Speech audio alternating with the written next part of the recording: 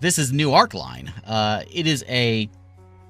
It's sort of like a Baldur's Gate RPG kind of a thing, party-based RPG, set in this like steampunk / magic realm. If you played Arcanum, that's sort of the same idea here, where we're gonna choose ourselves a hero, build ourselves up a party, and sort of traverse through the story.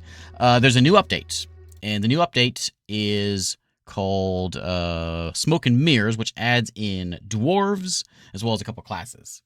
And so we're gonna be a dwarf, obviously. So there you go. There's some screenshots of what we're looking at. But we're gonna go try this out and start up a new game here as a dwarf. What's my name gonna be? It's just gonna be Nook. Nook. There's that cat. I hear that cat when I was playing this earlier. I hear that cat playing, and I was like, "Is my cat in my room?" We're gonna be that guy. There we go. So, with the new class, we'll explain a little bit what's going on here. We'll get an intro story, and it'll kind of throw us into this and explain what all is happening here. But, CRPG, but steampunk and magic kind of blended into one. So, we'll be a dwarf. We get a little different start here because we're a dwarf. If you've played the game before, we can be either a hellfire mage or a steam mechanic. We're going to be a Hellfire Mage, because why not? In my available traits, you can see where this adjusts my points over here. And also on the other side. And we're going to be a Monster Hunter? Renegade Cultist? I'm going to be a Monster Hunter. A monster hunting. After a monster destroyed your home, you swore revenge and learned the art of monster hunting. Your knowledge of their weaknesses allow you to deal extra damage in combat. Some more strength, con, and social skills. Or lose social skills. I don't do a lot of talking. I do a lot of killing. So there's me. I can have very red lips. No, I want to be. I just want a guy with. Oh yeah, I want to be a baldy. Yeah. Oh yeah, that's good. That's good. Hey, I knew that guy. I like that. And oh, can I have like gray hair? Here's no, not that one. I want. Oh yeah. Okay, here we go. Classic mode or adventure mode? Adventure mode, just like a lighter mode. We'll stick with classic. And we have an introduction here, an intro cinematic. Because I can't. I guess I'll read this to you, because I think there's a cinematic also. So reality can unfold. There's all kinds of very powerful mages going on, basically. Under the rain, the world changed with every heartbeat, brimming with wonders and mysteries. Those times the sorcerers controlled the fate of the world, people were mere shadows in the grand game, but there arose a hero. While sorcerers were blinded by their own grandeur, he quietly stepped into the heart of their secret knowledge. I can't read that fast. Okay, just read it. Read it amongst yourselves, because I can't read that fast. I thought I read fast. I know one of these days, whenever I make I like having my bald and like gray-haired beard. What it is, I'm gonna have gray-haired beard. I'm gonna have to like have a different looking character. I don't want to look like me. It's starting to show up. I say starting to. It's been showing up for a while. Yeah, I'm gonna skip that because there's no way to read that. Here you have written, and the Diesel Grenadiers overran the last stronghold of the Hellfire Order, defeating Eldris Emberstorm and ending the Third Magotech War.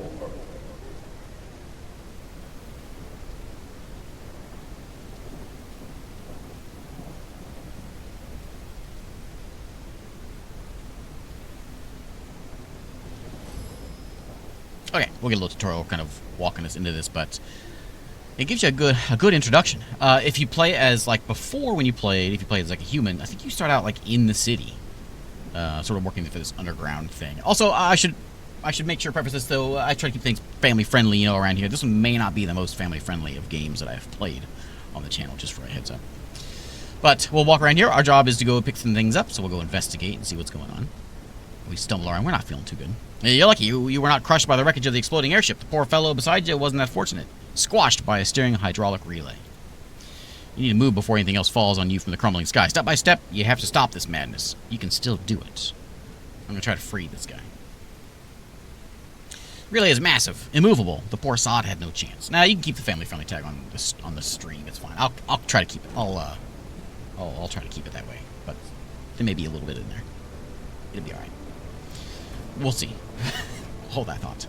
A man is rummaging through a pile of debris. He's plainly distressed, and his frenzied digging has left his hands bloody. It must be here. Oh, please, it has to be. Can I help you? Help me. Me? Not even the weavers can help us now. In fact, it seems they all want us dead. What happened?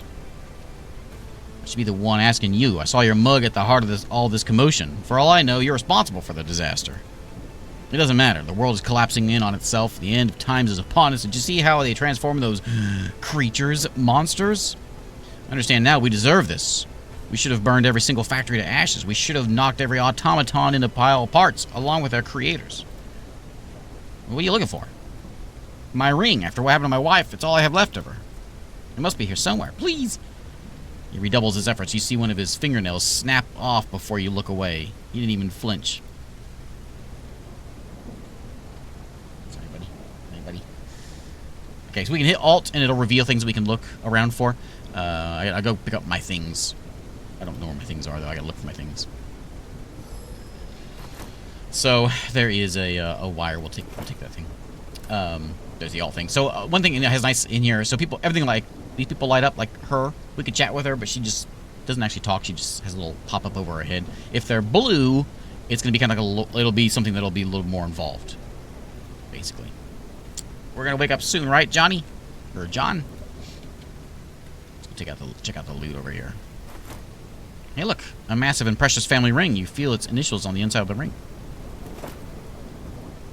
Oh, let me go give it back to him. I'll be a nice guy, even though he was kind of mean to me. Nothing changes last time you see the man. He continues digging through the debris, bloodying his hands in the process. I'll find it, dear, I will. I found your ring. The eyes of the man go wide. He snatches the ring out of your hand and presses it to his chest. We thank you. He starts rocking back and forth and stares into the distance with glassy eyes. He slowly caresses the hand holding the ring with the other one, leaving a faint trail of blood on it. There's no point in talking to him anymore. I think he just said, my precious. My precious.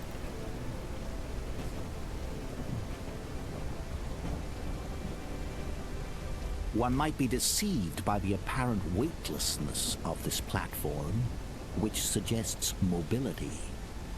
But closer scrutiny reveals that it is in fact a section of an airship's deck, fashioned from fortified steel, a load that even the giants could not budge. Is this the same start if you play as a non-dwarf? This is the same start? Oh, okay. Okay. I guess I may have, I played this before, but it may have been a demo, so maybe the demo had a different start than I'm remembering. There's a strong flow of steam blocking the way. Maybe this inconspicuous red valve can fix the issue.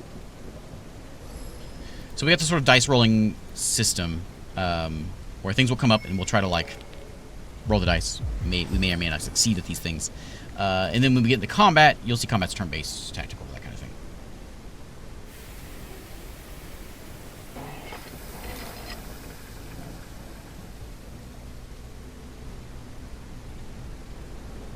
Okay, let's stroll on down here. We're not really in any hurry.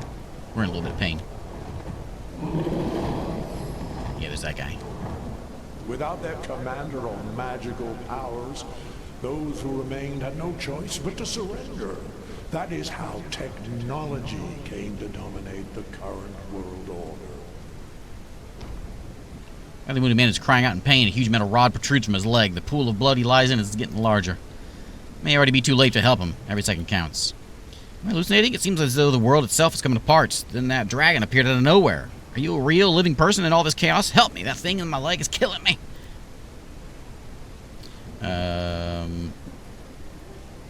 Who did this to you? Who cares? I'm bleeding out. Can't move my leg. Yeah, well, I'll just pull it out. I don't have time for this. No. What happened? I have no clue. There was a bright flash and something hit me hard. When I came to my senses, this metal was already stuck in my leg. I guess I don't have time for this. Sorry, buddy. I'm sorry. Oh, hey, buddy. Precious little strength remains in the dwarf's trembling arms. He could drop at any moment. His surprised look is quickly replaced by a silent plea for aid. Oh, I got it. I got it. So, I gotta roll 45 or less. I have a 55 athletics, so I guess I gotta roll underneath the 45. There's my rolls there. And I succeeded. I got it. Reach over the handrail, grab the dwarf's forearm, and pull it with all my might. Yeah, I saved him. Nice. Scalding hot steam. I thought I was a goner for sure. I was playing this earlier, and I failed, and he wasn't around anymore. To be honest, I thought for a second you were going to go give that cart a push. Wouldn't have surprised me, considering the company you keep. Shady bunch. First impressions aren't worth anything, as my grandma used to say. You have my gratitude. It's about all I have to offer, unfortunately. Someone's screaming. That's all you're going to walk away?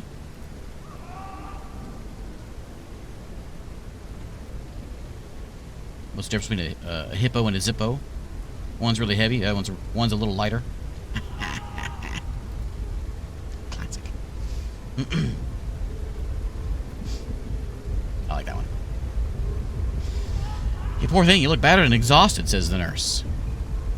Can I treat my wounds? Sorry, there's not much I can do for you at the moment. We run out of supplies. I can tell I'm not thinking straight, and you can see my hands trembling. Clear signs of shock. I'm in no state of care for anyone. There's a medical automaton. It's a bit banged up. I'm not sure if it's able to help you better than I am. What happened? Everything was perfectly normal, then chaos started raining down on us as if the very sky had split open.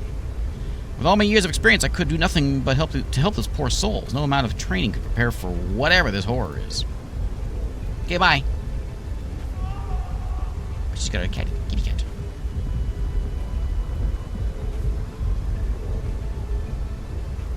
Where you going, buddy?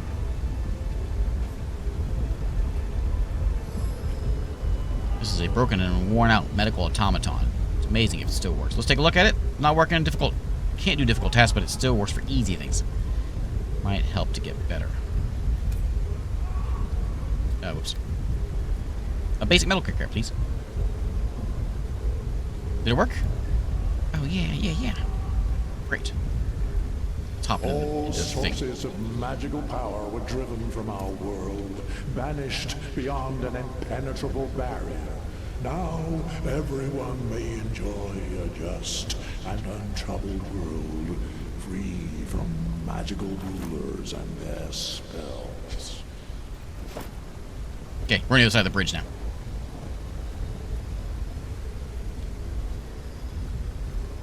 Let's chat with these guys. People in front of you are bent over and coughing hoarsely. A wisp of smoke here and there tells you their clothes are still smoldering. Once they're able to catch their breath, they look dazedly around at their surroundings. Out of the fry pan into the fire. What happened? No idea. I bet my left arm has something to do with the cursed war. Those mages keep on coming back like roaches, and the technologists can't seem to finish them off. We reap what we sow. The years and years of spilled blood are now raining down on us. What caused the fire? Not Billy Joel. Who knows? A lot of things in Harrington's lab can go boom. Fire spread like the Iron Plague. We fought hard to escape, poor Bill. He wasn't quite quick enough.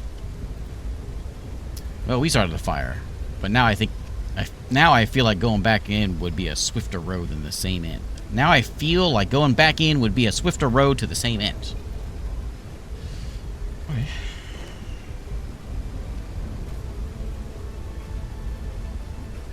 No, I got this med bot I know. It's pretty handy.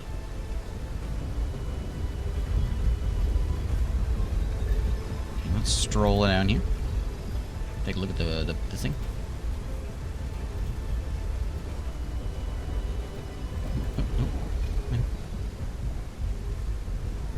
There. New Arc City. What a lovely place. At first glance, it seems to be a passageway.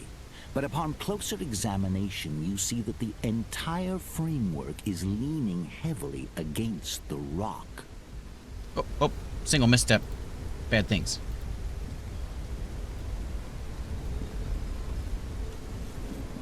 Keep making my way towards my stuff and pick up things. That's the kind of tutorial I like.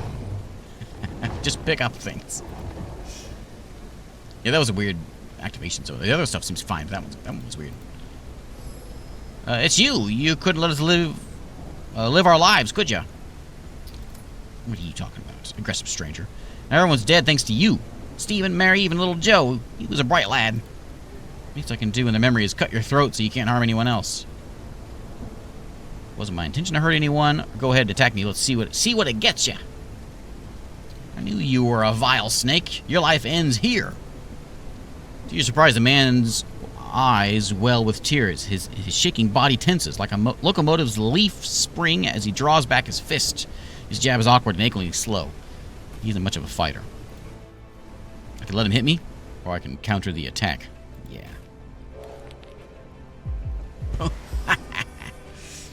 I easily deflect the attack and strike back without much enthusiasm. Despite his passionate, hate-fueled rant, he almost instantly loses his fighting spirit and collapses to his knees. He begins to weep unabashedly, like a child. I'm made for this, all this violence, and to what end? Just get away from me. I never want to see your stupid face again. He's sobbing softly, muttering the names of those his lost friends. No use talking to him. Nook, dwarf destroyer of worlds. That's right. Can't feel my legs. Oh yeah, he's stuck in there. Well, good luck with that. Before you sense a structure that vaguely resembles a fire escape, now in its final throes, someone of considerable agility might be able to climb it as long as they stay vertical, though a misstep would likely lead to a more unfortunate end. I got a 15% chance. That sounds pretty good. I made it? Oh, well, look at that. Oh, this guy's a hero, so when I was playing earlier, I failed that, and I went nowhere. Alright.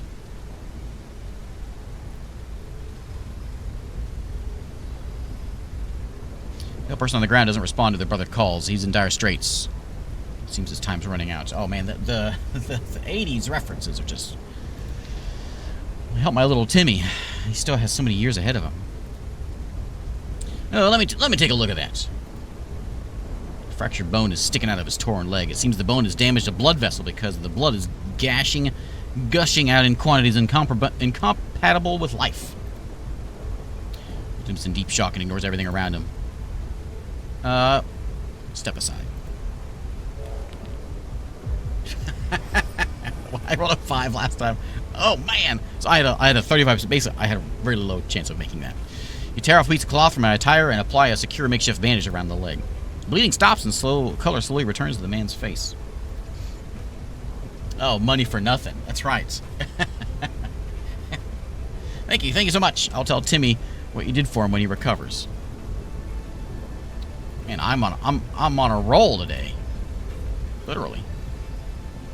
The vehicle's brakes are completely seized. Otherwise, it would have rolled on and crashed long ago. The ignition key is conspicuously absent. You must either search for the key or attempt to resolve the brake problem. There's an F5 save. Let me see what autosave is. Quick load is F8. Quick save F5. I did it. I didn't see any. I'm hitting it, but I don't see any. There it is. I see it now. 0% chance. Well, I don't think I can make that one. I'm rolling pretty good.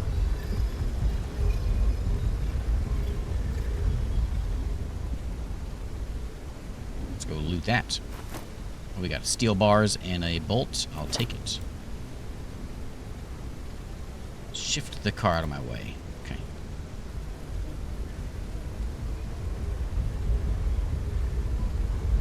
I don't see any way of getting around it without having to, like... Uh-oh.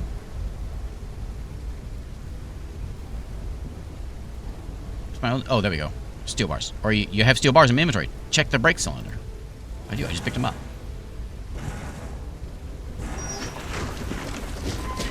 Whoops.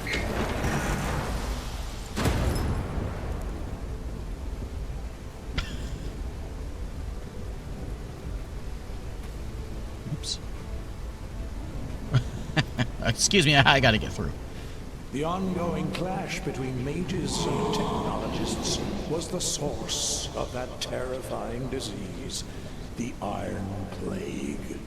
People began to rust from the outside in, transforming into hideous, decaying iron statues of themselves.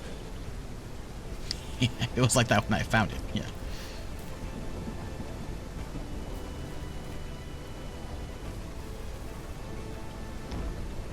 Of course, a well-dressed man lays on the cold stone, and I got a bullet in the head. For some, reigning chaos is an opportunity. Yeah, like for me. Only drug prescription for Jerome Glaster. Money was taken. Can I help you guys? I can't help them.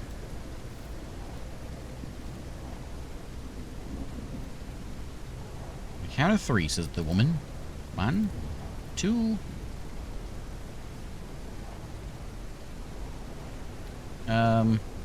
What are they trying to do? Oh, they're like, oh. No. There's a chance we can get out of this. No more death!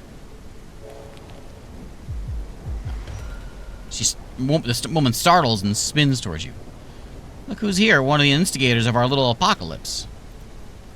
Hope you're enjoying the view. You worked so hard to bring it to pass. Watch us now. May it bring you joy. Let's go, darling. Come on. No. No. No. No. No. No. Let's go take a look at this.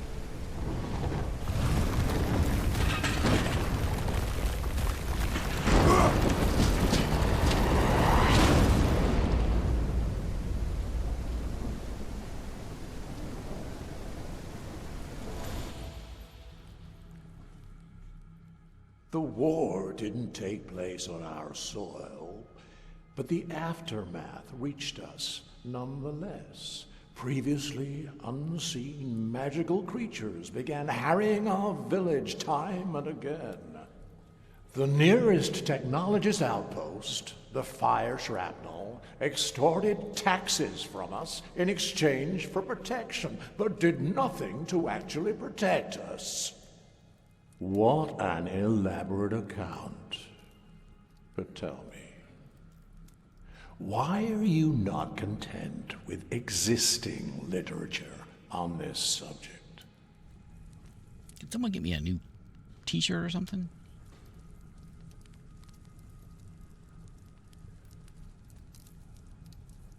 Yeah. Where am I? Who are you? Curious.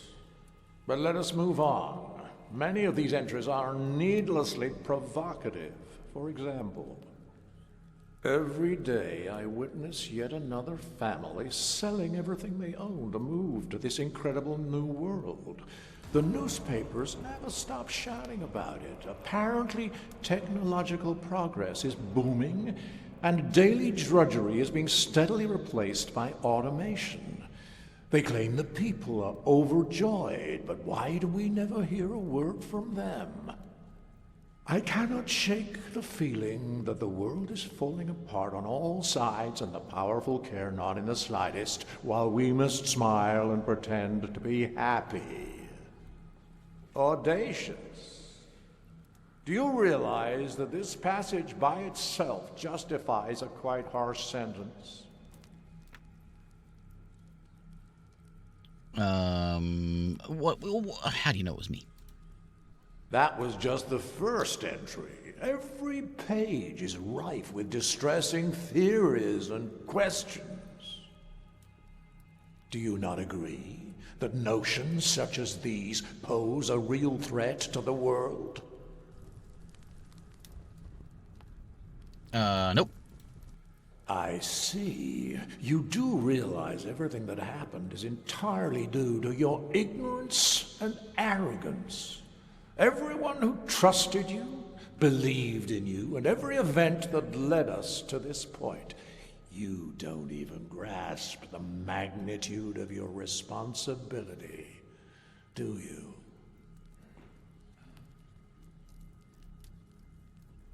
I can fix things. Each one of these notes perfectly illustrates your insistence on meddling in matters which do not concern you. Let's read another one, shall we? Ah, right here. Something weird is happening over there. I can feel it. Everyone's talking about folks going missing, and what of that deranged dwarf who was shouting about experiments? Even if a word of it is true, I shudder to think what's become of those people, of my people. Exploiting the common folks' superstition to undermine technological progress. What's next? Tales of impossible monsters and phenomena that challenge those laws of reality we worked so hard to establish. Utter nonsense. But however distasteful I find this, we must proceed. Here is some of the reasoning, if such a word even applies, behind your conclusions. Interesting. Yeah, who are you? The human mind functions in curious ways. If a problem doesn't directly affect us, we tend to think ourselves immune. But as I see the Iron Plague continue to spread all around me, it feels like a noose tightening around my neck. Helen, my first love, died a few weeks ago. I don't know what to make of that. Her parents will not visit her grave. They're that afraid of getting infected. Uncle Victor hasn't spoken in over a week. His skin has turned to a flaky, oxidized crust, and his breathing is labored. I don't know how long he'll last. I hope for a miracle, but they seem increasingly rare these days. Even now, I can hear the metallic rattle of Aunt Hilda's joints. She keeps on smiling, even as the Iron Plague devours her without respite or mercy.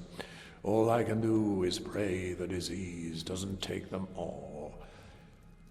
If there's any chance to save them from this awful death, I'll take it, no matter the cost. They raised me, after all. I can't stand by and do nothing. I had to do something. Silence! Oh, what about this one? Right in the middle of the chaos you created, my journey has led to my meeting both magicians and technologists, and to question everything going on around me. Is it fair to mistreat someone just because they're different? Why couldn't we have found some resolution, some middle ground? If a different road had been taken, there wouldn't be any Iron Plague. Do you honestly think no one tried to prevent this bloodshed? The laws binding reality were our only hope to stop this cruel fate from destroying us all. How dare you challenge them?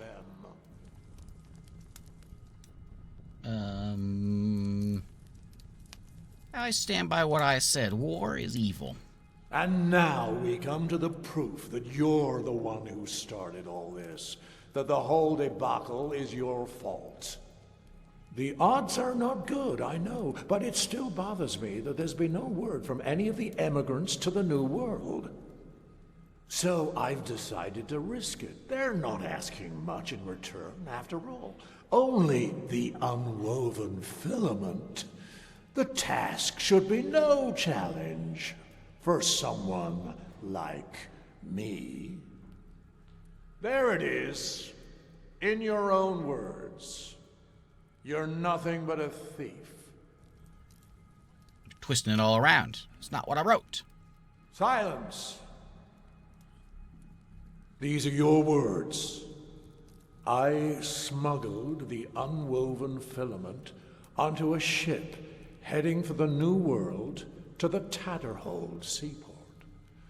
There I will meet with Red Simon's contact.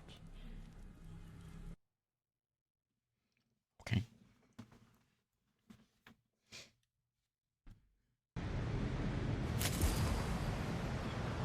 Yeah, he's got a good voice. The interminable voyage from the old world is finally over. and the relentless seasickness has at last slackened its grip. You inhale deeply and let the warm sea breeze fill your senses. The cries of gulls fill the air, alongside the chatter of folk on the bustling docks. Your heart quickens with anticipation as you take that first decisive step off the gangway. The new world awaits. But before you're free to embrace this new chapter in your life, there's the customs officer to deal with. A young man in an ill-fitting uniform presides, papers strewn before him on the wooden tabletop. With an air of long-practiced indifference, he begins to read from a crumpled form. Good day to you, sir or madam. Let me be the first to welcome you to the new world. A place without poverty, hunger, or war.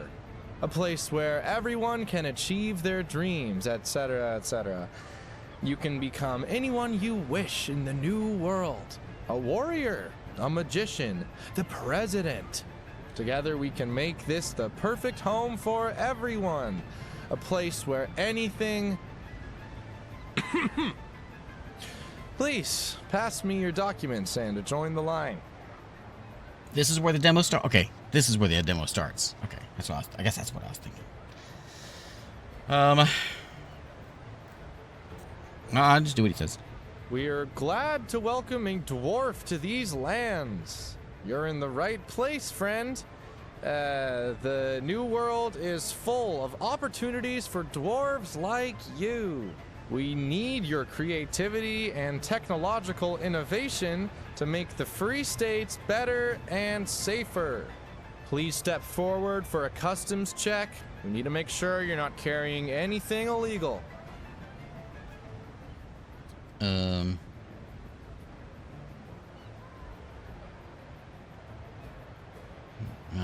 I'm clean. I'm not looking for anything specific.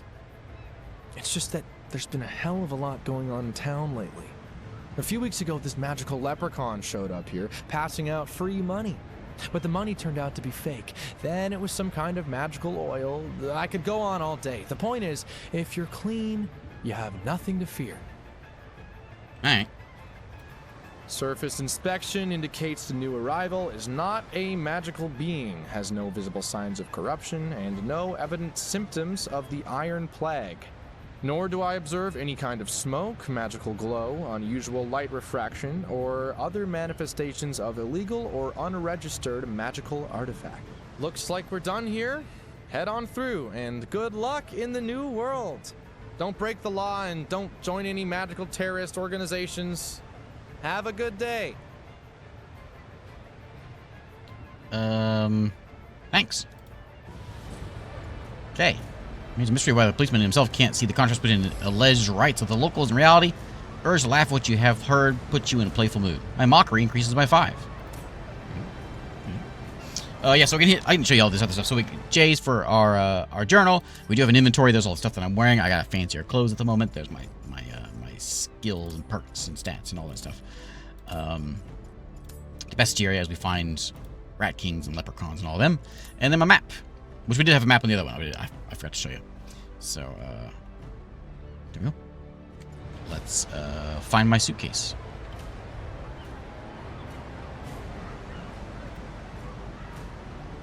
So let's go.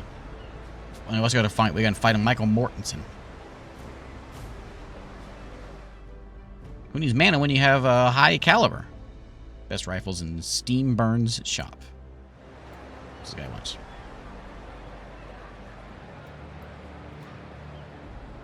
We want loot. Oh yeah, map. Okay. Oh, does this show me anything right now? Oh yeah. Okay. Okay. I'm gonna go grab over here though. Ooh, don't mind if I do.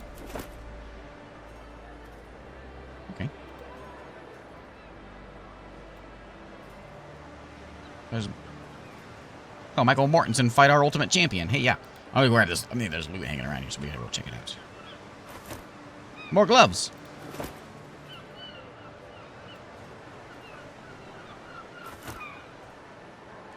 take that.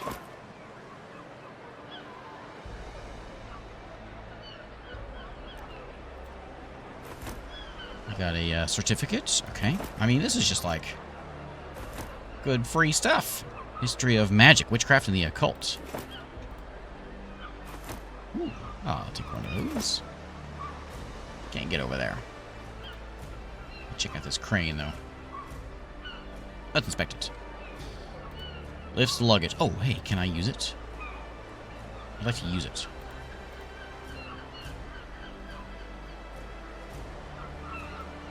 I know what it's for. I know what it's for. I guess I can't use it. You have to go on the other side to use it. Okay, well, we'll go continue on. I didn't find my suitcase. Found some fish, though. I'm going to put that in my pockets. Then I'll go there.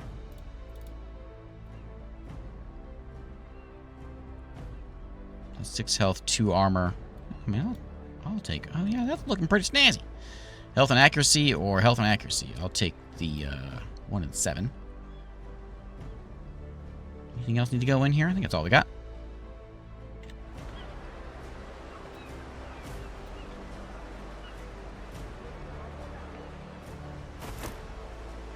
More gloves.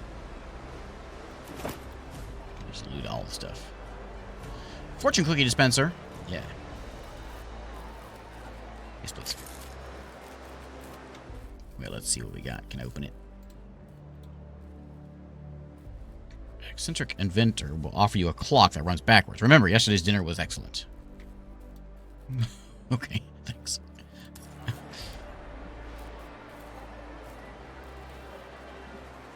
Yeah, at the baggage claim, yeah. Oh, there's something I can go steal. There's... Oh, that's an advertiser. There he is. That's the guy we're looking for. We didn't find my suitcase.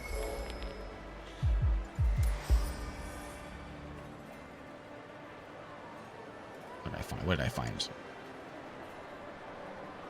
This is my guy, right? Feeling lucky, folks? Place your bets on Michael Mortensen. Odds are 5 to 1 against.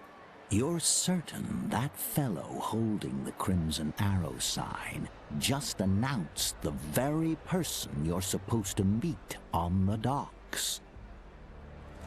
I figured that out before. Okay. Look at that robot. Yeah. Okay. And look at the atmosphere of this. Man, they got that down. This is great. I'm not sure that my guy's very, very good with the old sticky fingers, so I'm not going to go steal anything just yet. Oh, man. Step right up, he says. Creation was carved out by the very earth with the might of steam, the power of guns, and the combustion of petrol. But remember, truly conquer these lands requires skill, precision, and a keen eye. You have what it takes to travel from a distant land, care to put your mettle to the test, and then try your hand at just a few dollars. A mere pittance. Win big and take home $150. Come on now. Oh, yeah. I got it. I rolled real bad, but I got it. 100% chance. Did I win? Take aim and fire away. At what?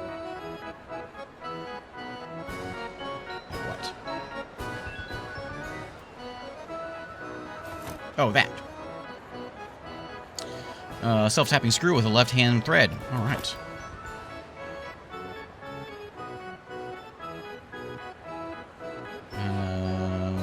Yeah. Got it, just barely. Oh!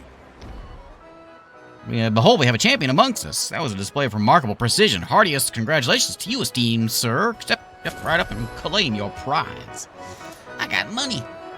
Thanks, buddy. Okay, we're looking at this. There he is. Oh, yeah, he's right there.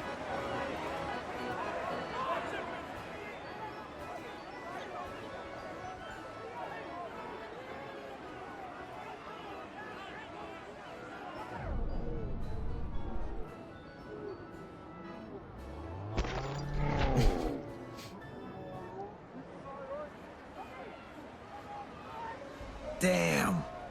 That brawl was a real cracker. Up until your grand entrance, that is. My sniffer feels like a plate of mashed taters now. And I'm not loving it. Don't get me wrong. I'm glad you're here. But you could have chosen a less no-stumping moment, huh? What do you think happens when you tangle with a dwarf? Who's there? I can't see anyone. Nor hear a soul uttering a word. Must be conjuring it up in my own noggin. All right. It seems we got off to a bit of a rocky start. Let's wipe the slate clean. Mr. Simon told me a little bit about you. Now it's time I introduce myself. Name's Michael Mortensen, but mostly folks call me Mick Rosie. I work for Mr. Simon, managing his business affairs now and then. And you? I'm Nook. Well met indeed. Now, let's get down to brass tacks. In the new world, everyone's got a debt hanging over their head. Me, for example, I have to get you to Mr. Simon. But there's a snag.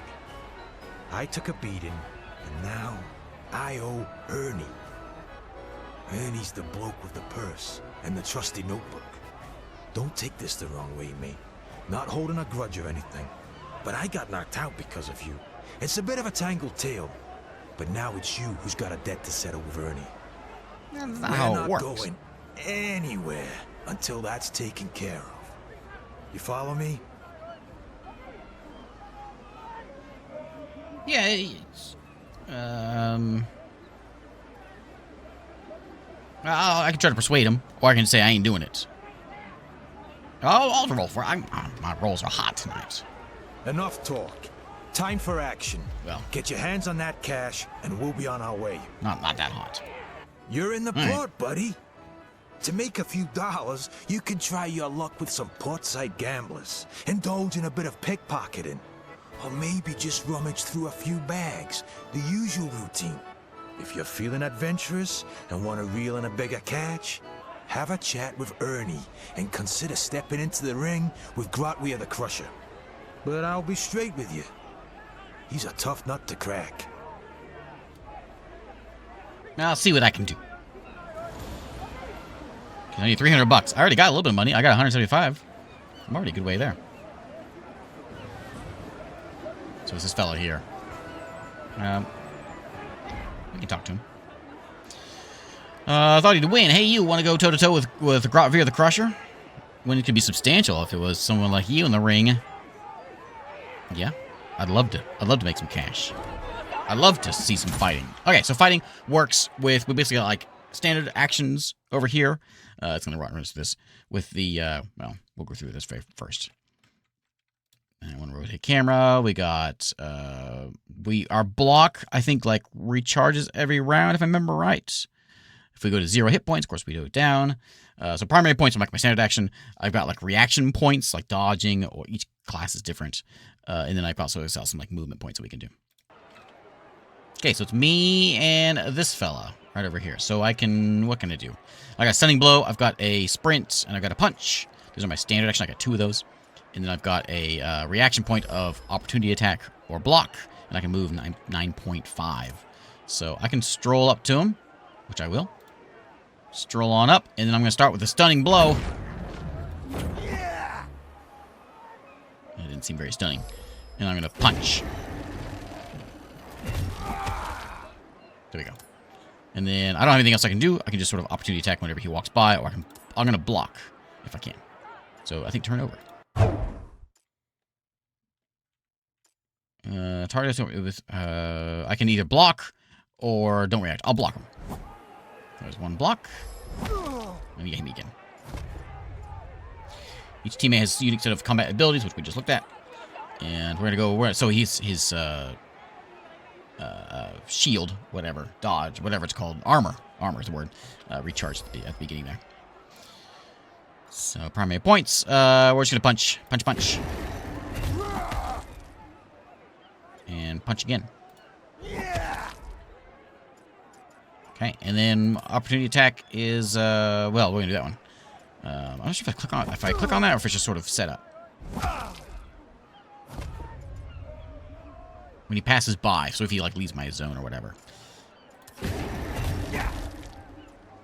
think we got him. Oh man, that's bloody. Thanks. How much? $200. There we go. Yeah, I'm trying to remember. I played a few games that had a similar combat system. It's sort of D&D like, but it's different. Spill the beans, mate. Ernie's not gonna release me until we settle that debt. Now I got the cash. Splendid. We can go now. By the way, where's your suitcase? Mr. Simon said you would have one. Didn't you pick it up yet? No. Right. Let's head over there. I'll follow you. I don't know where it is. Oh, it's over there. Okay.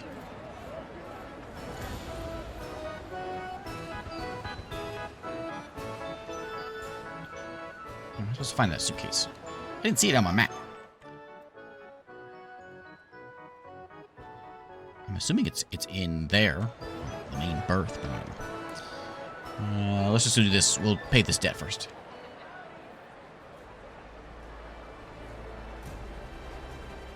Man, look at this. This is like a... This is a lived-in city. This is great.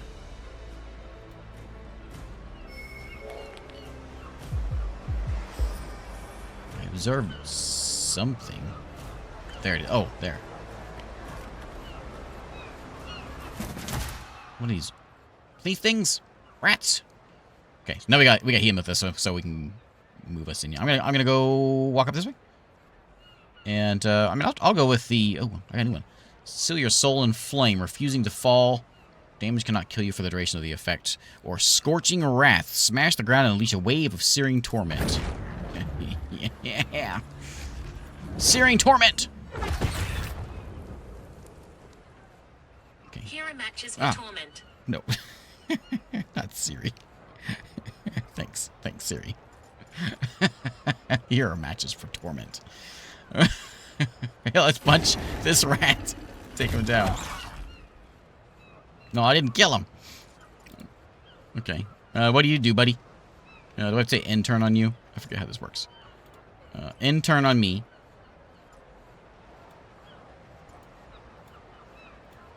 I think. Actually, I don't know.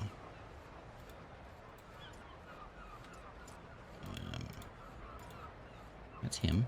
Go back to me. Okay, there we go. Yeah, because I'm going to go before him. So, what was it? Oh, they put me on fire. Ouch.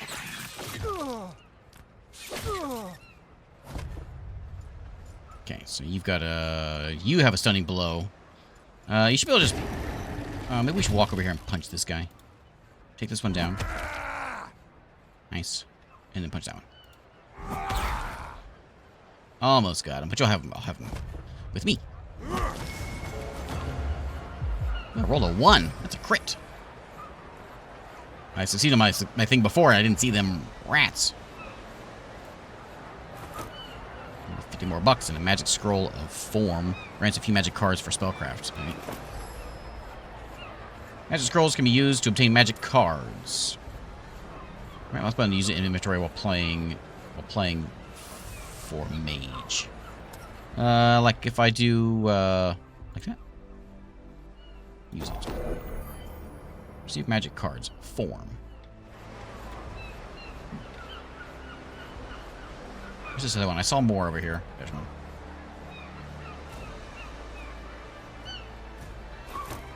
More money.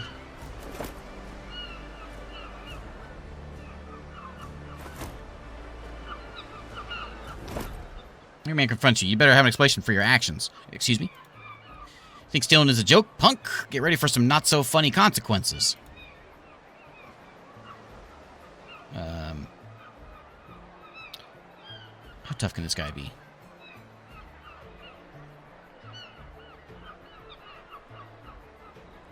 Not at all. Someone stole my bag and I'm looking for it. He doesn't believe that. So we got a magic skill check. When his character fails a skill check, sometimes you get a second chance to succeed by using a deck of cards to increase your chance to reroll a better result. So, Can attack, a utility, or a defense. I will use an attack card. Sorry, there's a bunch of shady characters hanging around today. Good luck finding your bag. Thanks. Ooh. Cranial voodoo staff. I'll take that. If I want to be a voodoo shaman. Maybe I do want to be a voodoo shaman. Healing potions. Seems like my health went back. Did my health go back after that fight? I think so. Cinder Maul. Hellfire Mage's forte is destruction, whether through Spear of Firepower or Crushing Strength. This mace allows you to do both. That's my kind of thing. So that's what I want to be using. There we go. I do have 1 Corruption. Mage can gain Corruption points when casting spells in combat using the Mage skill check. When it reaches certain marks, the Mage enters a Corruption tier and chooses the Corruption feature for this stage. Be healed by items. Cost of a spell is determined by the time of the cast. If the cost is higher than the current level of mana in the region, Mage receives a point of Corruption. If you don't gain Corruption points, if he uses a spell of a lower level other than the current Corruption tier. Okay.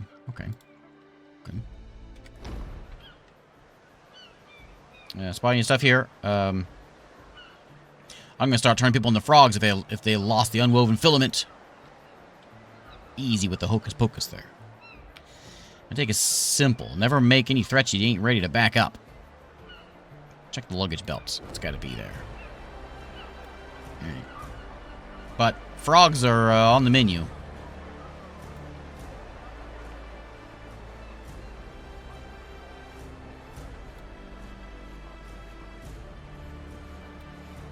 Let's cruise down. Is it way down here? Yes, so. A police officer in a flashy tech outfit stands on the stoop, engaged in a quiet tete-a-tete with a man. For some reason, this piques Mick's interest. With the Listen up, man. I gotta sort a little something out with Jimmy. But I'll be back in 2 shakes, don't you worry. Oh, come on, Mick. What are you talking about? That bastard owes me a debt. Taking care of this little errand is gonna put me in better shape. And that's gonna benefit you and Mr. Simon. Didn't you tell me we shouldn't keep Simon waiting? Yeah. Yeah, I did. But I'll be quick, partner. I swear. All right. I had a feeling we were gonna get along. Hey, Jimmy, my man. The cop startles at Mick's exclamation, his countenance darkening as he looks up at the imposing giant. It's abundantly clear that he's less than thrilled by Mick's appearance. What do you want, Mortensen? Jimmy. It's the strangest conversation I've ever You owe me seen. a little something. And since I'm in the neighborhood, I thought I'd cash in. What are they The doing? policeman's face grows another shade darker as he forces a smile onto his face. Yeah, I think we need to have a little one-on-one off the record. The policeman nods pointedly in your direction. The policeman's eyes are darting about, and he's breathing in harsh gasps. We're on a tight schedule. Just give Mick what he wants and we'll be on our way. My partner likes getting down to brass tacks. Knew we were on the same page, buddy. Mick likes brass tacks. Without ever taking his eyes off the policeman's, Mick wordlessly extends an open hand. Jimmy hesitates, but only briefly, his gaze snapping from the towering giant to you, then back again. Finally, he lets out a long, reluctant sigh and drops the mysterious package into Mick's massive palm. Damn it, Mortensen. Here, take it and gag on it, you bastard. Mick grins with satisfaction.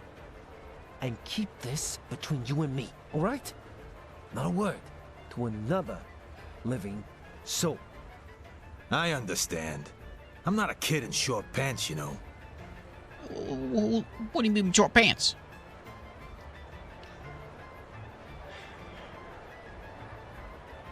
Alright, can we talk to Hold Simon on now? a sec. There's something I've got to take care Oh, of. come on, Mick! Mick carefully unwraps the parcel to reveal a tiny heap of crystalline powder. It shimmers with different colors in the sunlight. Orphan. I'd have never made it through the mines without it. I was popping every single day. The work was that brutal. Thankfully, one of them flying critters was a friend of mine. Mick expertly snorts up a dose of Orphan, and a blissful grin takes over his face. Feel like giving it a shot? It'll toughen you up. Orphan is a potent drug which amps up your strength and reactions, but leads to a painful aftermath later. Moreover, it's highly addictive.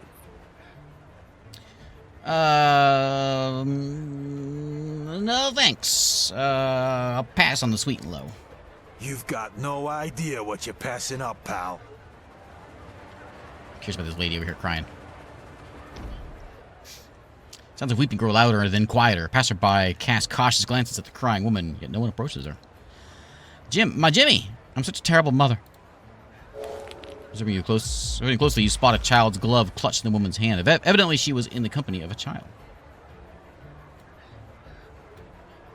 Who's Jim?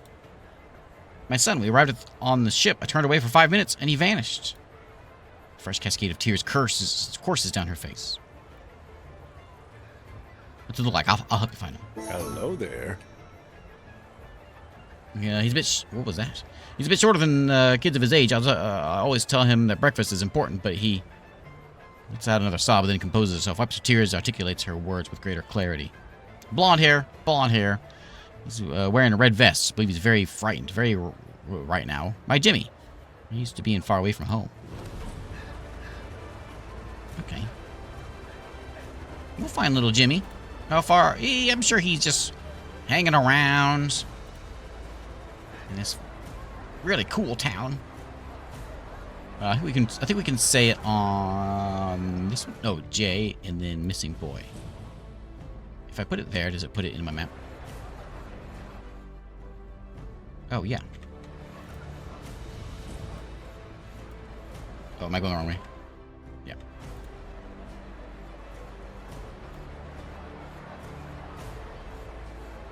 So he went right up the stairs.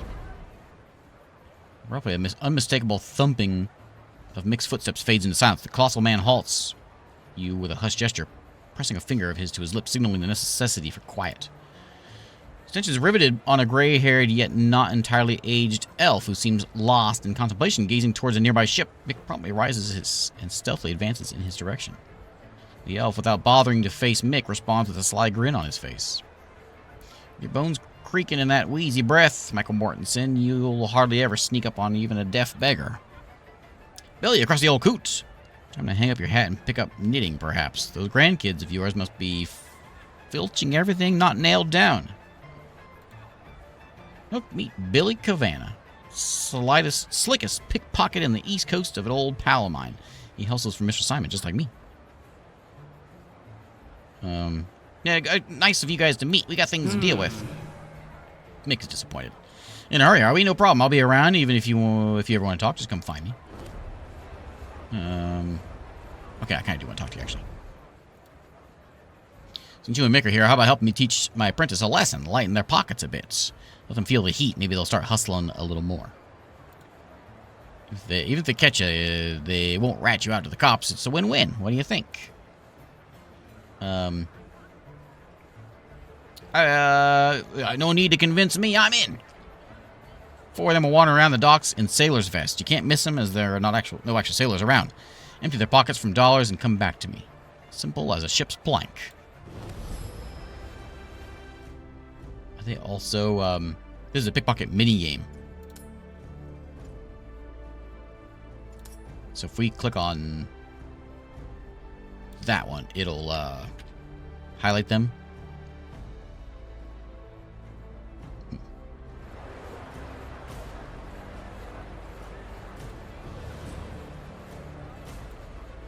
The one is over there, but it says it's on the dock, so I assume they're just like hanging around here.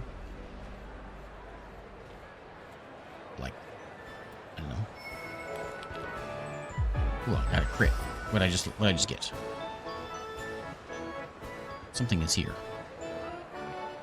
See it?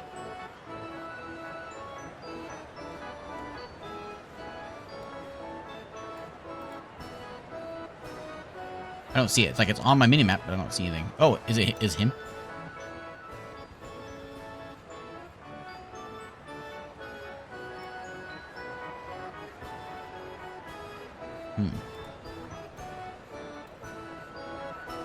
Maybe it's not a sailor.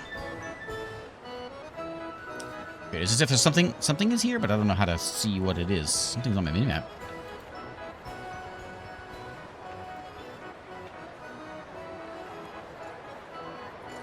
Oh, pickpocket. There it is. Excuse me. Like that? Pickpocket. Oh. Okay. Take items and leave before before move points run out. Start on the exit slots. Must return to finish a mini game. Time you must click on a slot and wait till your marker reaches it. Hover cursor over a slot to see how many points it costs to get there. Reveal hidden slots marked with question mark. You must first reach it and click again. Okay.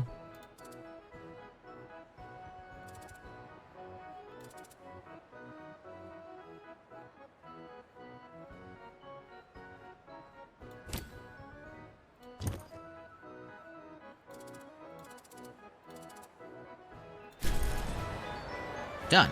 Okay. Okay. Okay. All right. All right. See any sailors around here?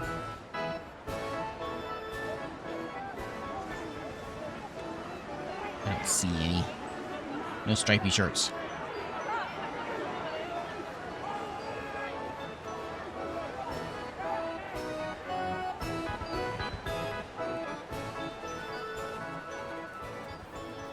We'll just kind of stroll around here. I guess we could pickpocket some travelers if we wanted to. Just some random folks.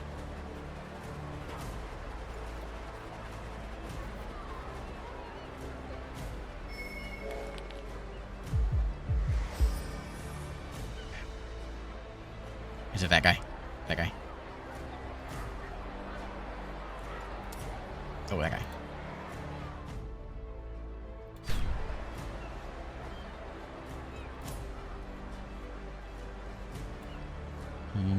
What happened?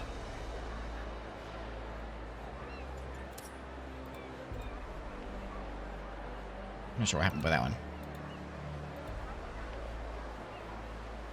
We know he's one of them.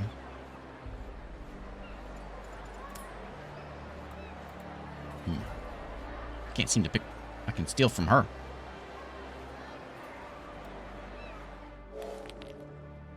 Did I? Oh, maybe I failed that.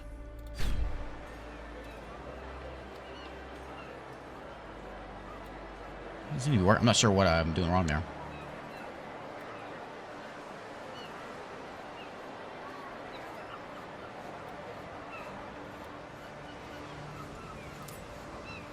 No.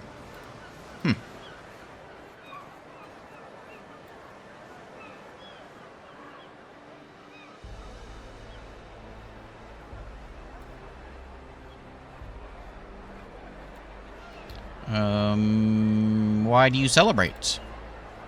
We need a reason. We live in the best period of time. What's going on over here? Seeing the horse statue? Not the slightest idea what it stands for, but it looks majestic.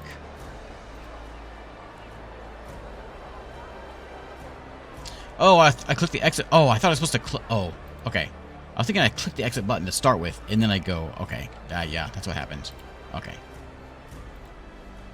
Yeah, you're right. I did it wrong.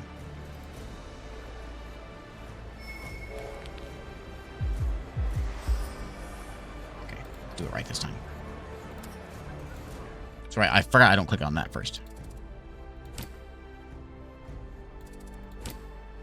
What is that? Sulfur waste? I'm here for your money.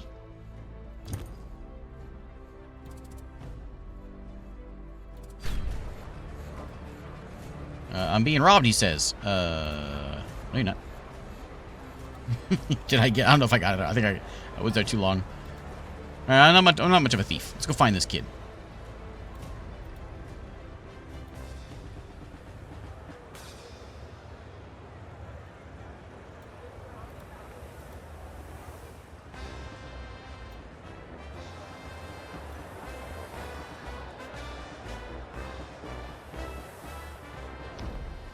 They sir care for a bouquet, freshly plucked flowers. I keep their charm for days. I've seen a boy. A couple boys went around here earlier. They were scrounging up some trash. I thought they were beggars, so I slipped one of them a coin for bread. Kids, you know. Ran off somewhere else. You're no help. Okay, let's follow a different one. Okay, so we got a cleaner and a policeman we gotta go ask. Yeah, cast fireball.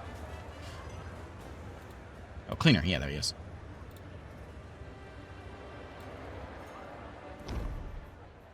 What's it to you, he says. See ya, kid. Yeah, little brawlers tipped over my trash cans and darted towards the archway like nothing happened. I hate kids.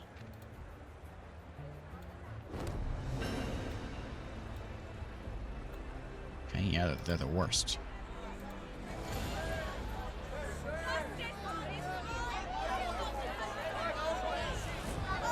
Hey, is this something about my luggage? This dwarf is openly weeping, anguish etched on his face. He's surrounded by drained wine bottles, each a testament to his despair. As you draw closer, a noxious but familiar odor wafts over you, the acrid tang of rot gut, the cheapest of spirits. Totally plastered, the dwarf is wallowing in his misery. Stop bothering me! Damn it! What do you want? Your bags? Nobody cared a fig about Finley McClatchy as long as everything was working. Nobody! Only when it all broke down did they start going, Finley, can you help me with my suitcase? Finley, can you find my purse? What do you want? Let me guess. Is it luggage? I just bet you want some fucking luggage. So this horse walks into a bar. The bartender asks, why the long face? No, the horse obviously starts crying. The bartender leans over to comfort the horse and says, hey there. The horse says, really? I don't see any.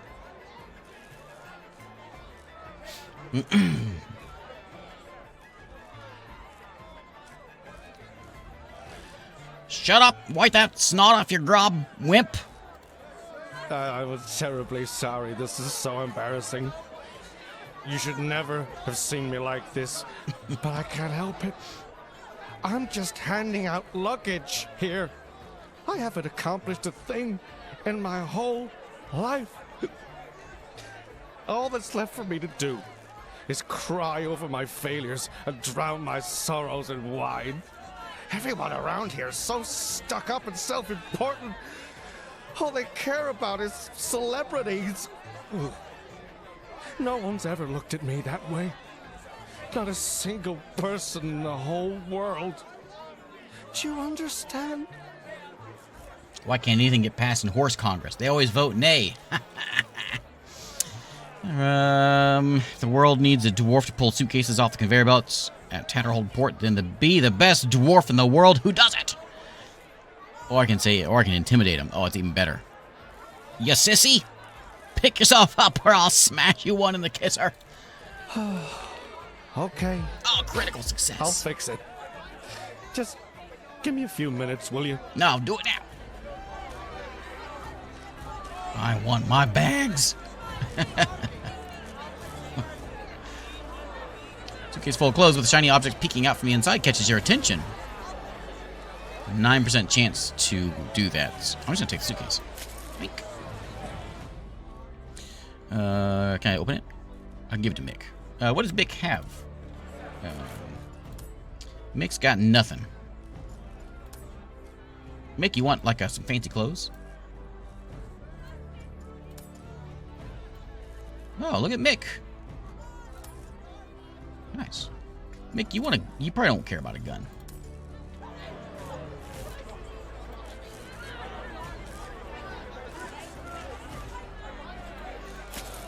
Oh, my luggage. It's here. What are you guys all mad about? Look, he fixed it.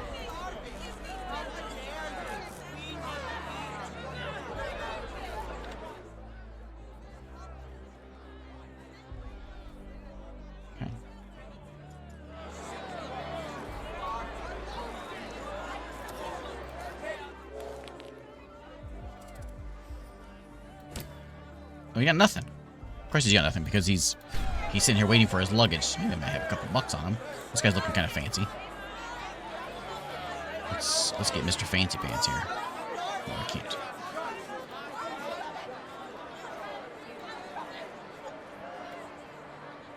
What's this one over here for?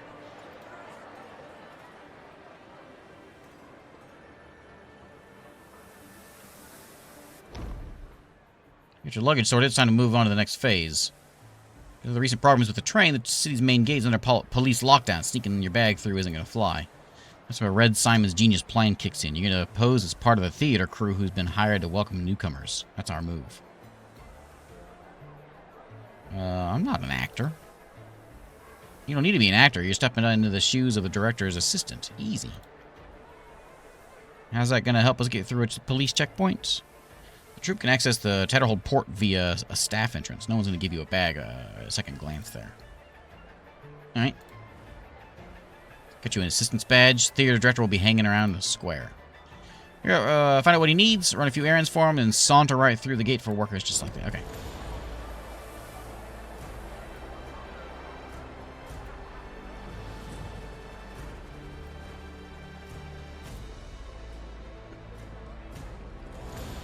There's Jimmy. Hey. When you approach, the children scatter in fear, fleeing in various directions. Only one boy remains standing before you. He has a shock of blonde hair and is donning a red vest. This is Jim, the boy you've been looking for. Notably, in the vicinity is strewn with candy wrappers and small toys, a curious assortment. Your mom's worried. What'd you run away for? Oddly enough, the boy doesn't respond to your words. His vacant gaze seems to transcend your presence, lost in a distance unknown. He remains as still as stone in eerie stillness that almost... He's still as stone in eerie stillness. This almost reflects profound fatigue. Is George Lucas writing this? Something is amiss with the boy. It's likely a result of extremely potent magic. I'll look at him.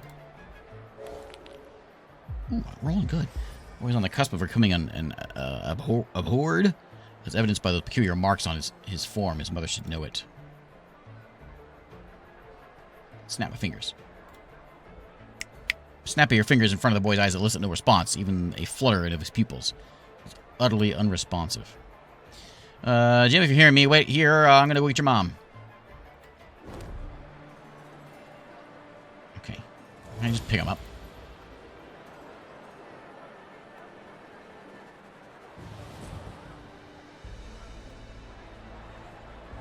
We'll go tell her.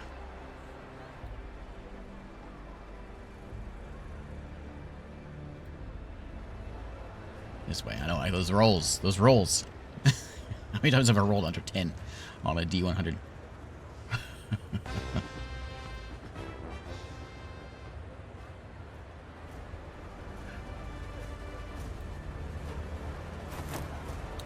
Oh, hey, look, some free shoes. Probably belong to her. I found Jimmy. I did find Jimmy. Rudy's washes over her face as she clutches. Washes over her as she clutches her face with her hands and exhales deeply. Thank goodness. Where is he? He's toying with some dangerous magic. The document tells the bearer to a reward for the significant contribution. Okay. Thanks. She just ran off.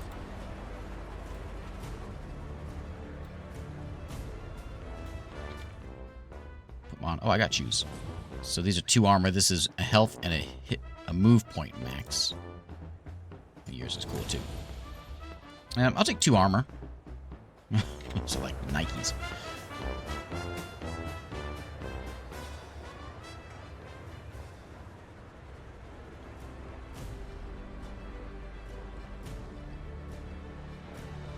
Okay.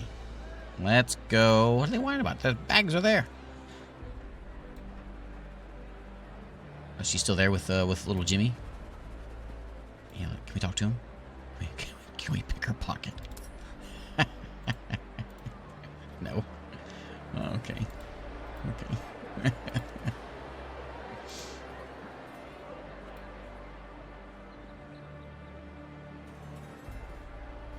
Oh, I wonder, yeah, my pickpocketing max? I would assume no. What are shoes gonna have to do with pickpockets?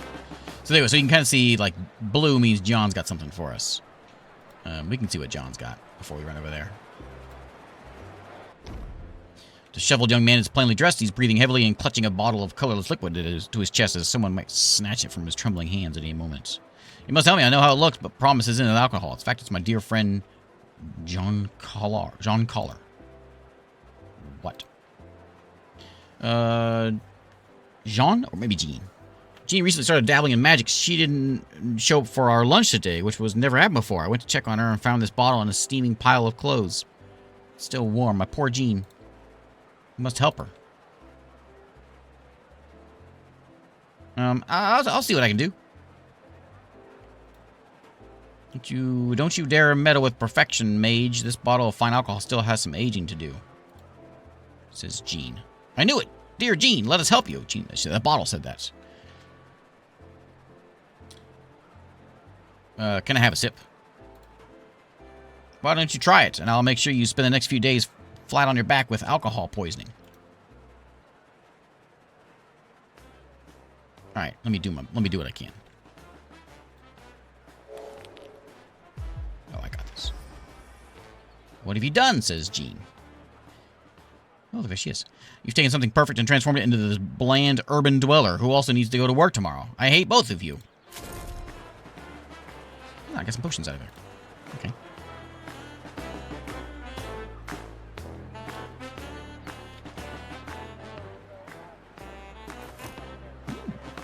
Used to create steam power boots. That ring's worth some money. And a pearl. And a potion. Okay, okay. These boots. No, they're just common. Can I wear the ring? Yeah. We need to go, yeah, over here.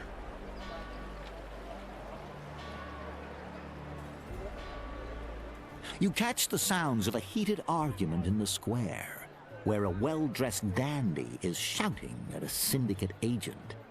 Looks like things are about to get physical. This is unthinkable!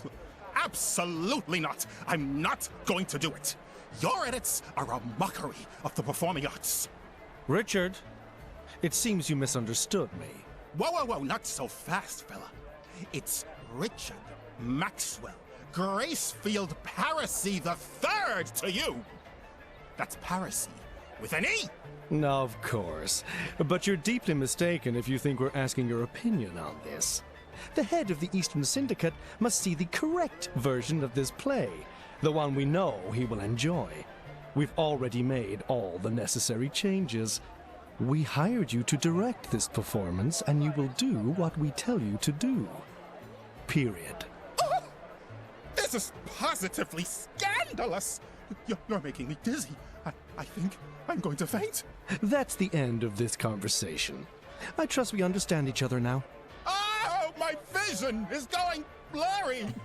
and my legs, they're failing me! Oh, I'm going to pass out! Richard Maxwell Gracefield Parazy III closes his eyes and dramatically flops to the ground. The Syndicate envoy bends over and discreetly places a folder full of papers in the director's hands.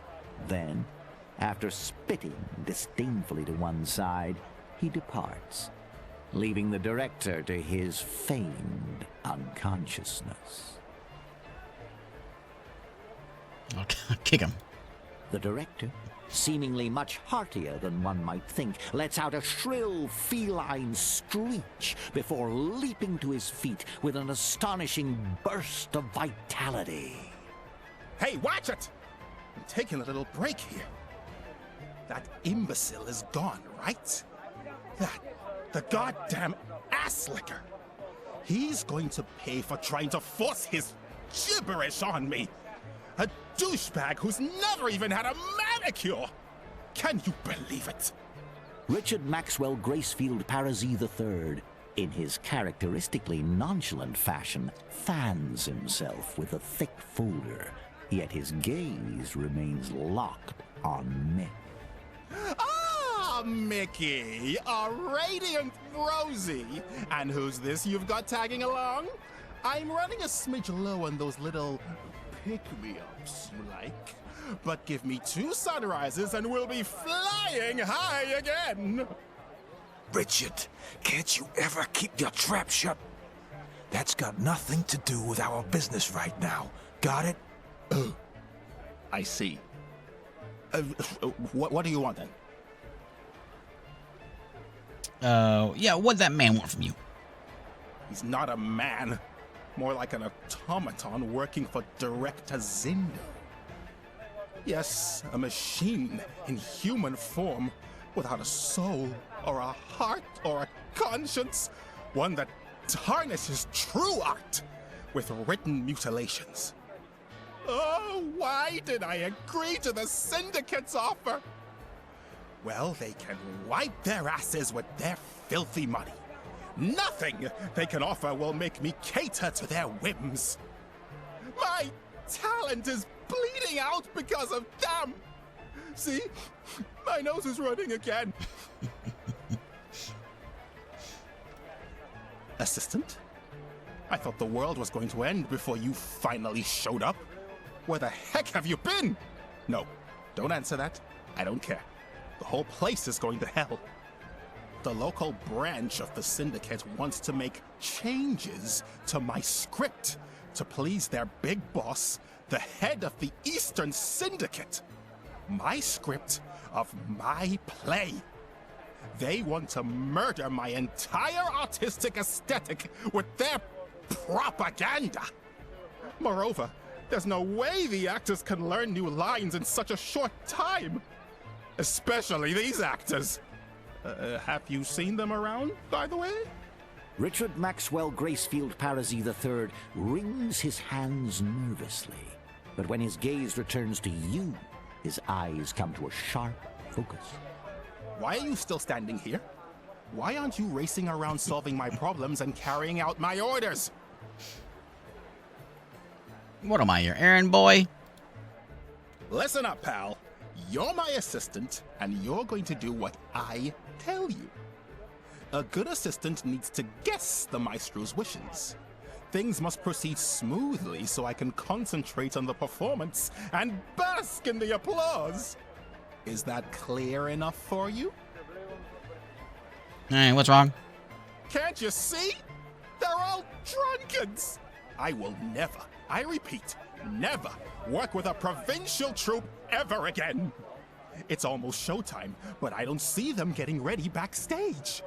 They're probably wandering around someplace in a daze. Find them. Here's a list with all their names.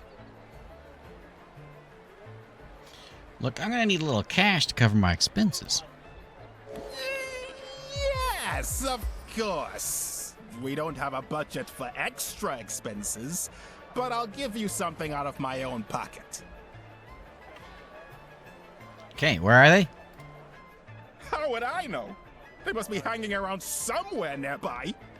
I haven't seen them for a few hours now, and I'm worried they're going to be late for the show. I gave you a list of names. You've got a mouth, you've got 2 legs, ask around. Okay. Fantastic! Now move. We're running out of time. Okay, find Alan, Landon, Primrose.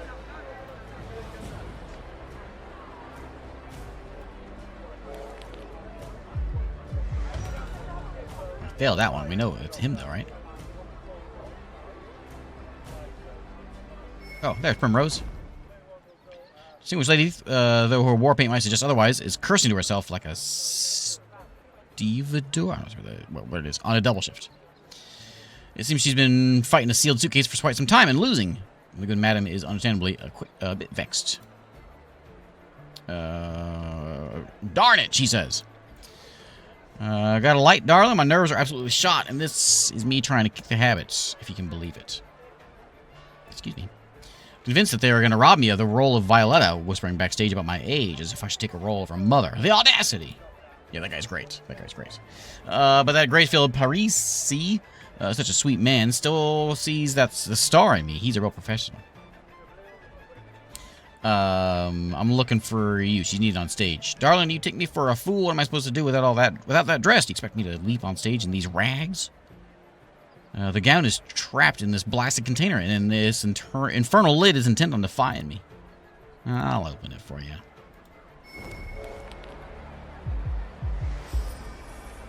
There you go.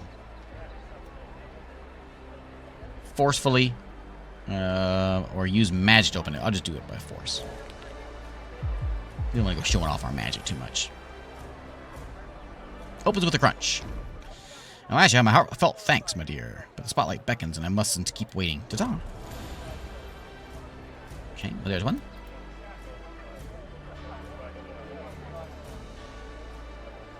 No, we got our luggage. We're good.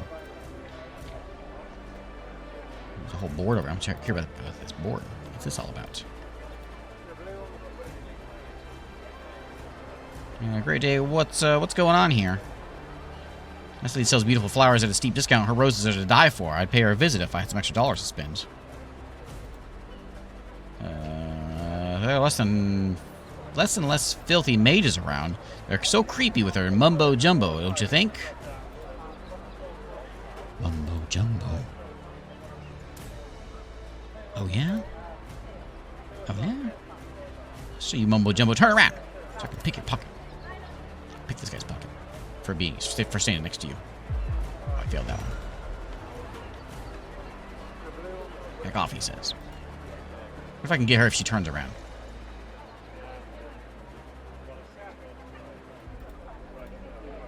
I don't like the way she talks about my people. We'll get her. Maybe. We're gonna try.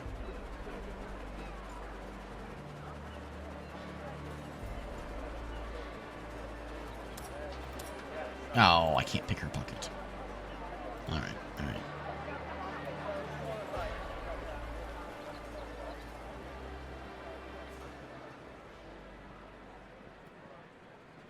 Okay, next guy is somewhere. Another crit. There's Landon. He's muttering himself, gazing down at a sheaf of papers in his hand. Looks like a script for a play. Sure as heck didn't sign up for this, now did I? Didn't notice you approaching. I'll just poke him with a finger. Who are you? Director's looking for you. Go. No, he says. Tell them that and make it loud and clear. You got a problem with the theater? Yeah, I got a problem. They want to play some mage. This Nereo guy and a horde. Can you believe it? And they're asking it of me, Landon Baxter, a third-gen technologist.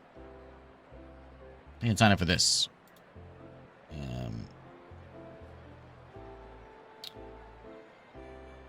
What's the matter with playing a mage? I got a mage option, but I'll use the other one. Picture this: you're up on stage in front of all these fans playing a loathsome sorcerer that everyone hates. And what if the director actually digs it? You even fathom the consequences? I might never get a lead role and play again, you know. And how do you know actors who portrays villains get paid less? What's your take on that?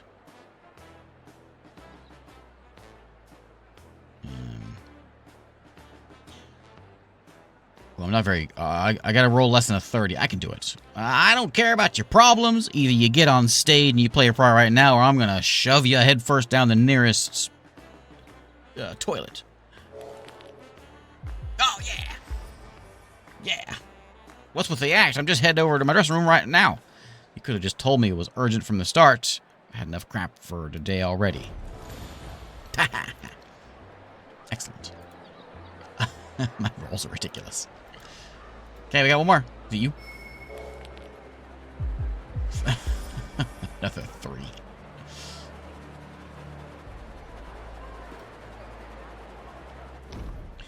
Hopefully resting on a bench, squinting contentedly at the sun. The pointed tips of his ears move slightly in time with the music. His left hand left hand is a glass of bubbly golden wine. As you're about to speak, he raises his hand and delicately presses his index finger to his lips, urging silence. I don't have time for this nonsense. I require Alan Fiahine immediately. It should be abundantly evident, my dear. I'm engaged in matters of high importance. In this moment, I am immersed in the ethereal harmonies of my people's ancient music. Disturb me not. He raises his glass to his mouth again. However, only a few drops remain. How tragically unsurprising, and the wine ran dry just as you arrived to intrude upon my moments. You've marred my splendor, the splendor of my final sip. I am Alan, in the flesh and glory. Let it be known, my transcendent talents shall be denied to Mr. Gracefield Parisi until he adheres to every nuance of my exquisitely detailed writer, such is the price of excellence. Gestures at his empty wine glass. I suppose I must reiterate, a room with a vista of endless ocean, a robe of the most exquisite velvet. Okay. Lo and behold, I see a room and a robe, but where, pray tell, is the wine? I shan't speak a single line, nor strike a dazzling pose without it.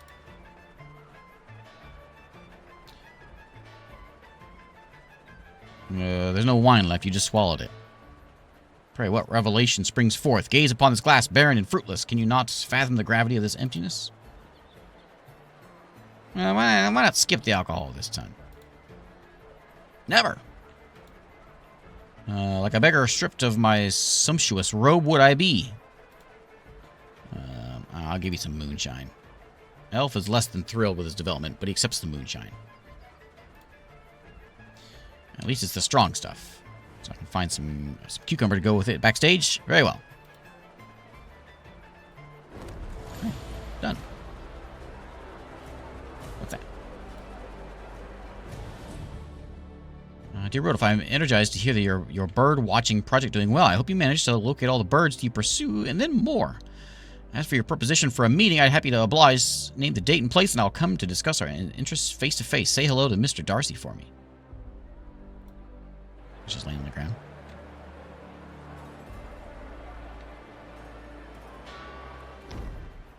Middle-aged man is muttering angrily under his breath. As you move closer, you realize he's cursing at himself. Rudolph, how could you be such a numbskull? Rudolph, don't be so hard on yourself. We all make mistakes.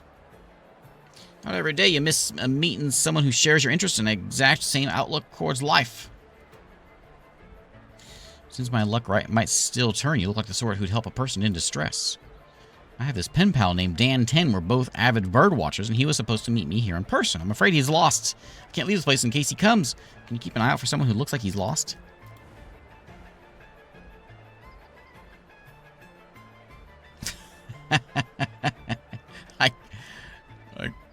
I can't succeed on its mockery. Buddy, there's no one named Dan 10 in this town. Have some self-respect and go watch some birds. Oh, man, I really want to do that one, though. I'm doing it. I was wrong about you. First, I thought you were a noble falcon, but now I know you're kind of desert vulture. Circle over the wounded, wait until they're at their weakest. Then you dive down to bloody your beak in the defenseless flesh. Not this time, pal. All right, I'll look around for him.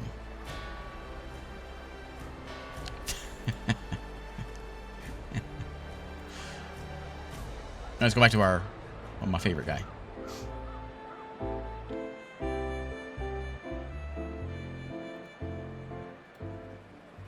Hey, the music changed. Hey, buddy. Ah, you're back! Have you solved my problems yet? I have. What took you so long? There's only minutes left until the show starts and the actors aren't ready! There wasn't any time for them to study the Syndicate's nightmare script. This is going to be a disaster. I'm picturing it already. My Violet forgetting her lines in front of everyone. Listen, you're my last hope. I need you to work as our prompter. I'm sure you can distinguish between my masterpiece and the Syndicate's disgusting propaganda. Well, this has got to be your magnum opus. Did you say something, Giant? Go to the prompter's booth and get to work. And hurry up! Hey, hello there, fiery gentlemen and divine ladies. Welcome to the exclusive, incredible, and ultra-modern New World. I hope your trip here was as magical as my new hairstyle. Yes, I heard about those few small bumps you faced along the way, but that's all in the past. It's time to move forward into the future. Now, hold on tight, my friends, because the real star is about to appear. The boss of the gigantic Eastern Syndicate, the incomparable Wayne Zindo! Take the microphone, Director Zindo, please. Welcome, newcomers, to our land. A land that lives and breathes freedom. Is it Optimus Prime? At this point, I would normally be handing you a glass of wine while we all relax and have a nice chat, but today's circumstances call for a little improvisation. As you may have guessed, we've had a small problem with transportation. The train to New Ark has been delayed, but don't worry. Letta Jean and her team are already addressing this unpleasant issue. And when our system-wide automation is complete, such inconveniences will be nothing but a memory. You'll reach New Ark eventually, and I guarantee it will be all the more thrilling for the wait. In the interim, the Syndicate has prepared a special gift for you. A drama arranged by New Ark's acclaimed stage director, Richard Maxwell Gracefield Parisi III. Mr. Gracefield Parisi and his troupe will put on a performance of The Broken Heart of the Enchanted Beast. I hope you enjoy it as much as I know I will. You've got the play's script in hand, though not a single line has managed to evade the conspicuous scrawl of a red pen. Zindo's underlings have revised the entire text, transforming the director's vision into an extended series of advertisements. Worse, the actors haven't had time to commit these revisions to memory. Now you must step into the spotlight and guide everyone through the tsunami of altered text. But first, you must decide whether to stick to the original script or navigate the Syndicate's adaptation. Today, you will witness a love story unfold and a vicious trap sprung, all in a sea of blood. Let this be a warning for any who dare bridge the gap between technology and magic. Nerio, dear Nerio, this love's a snare, for magic and technology clash and flare. They're realms apart, they shan't entwine. I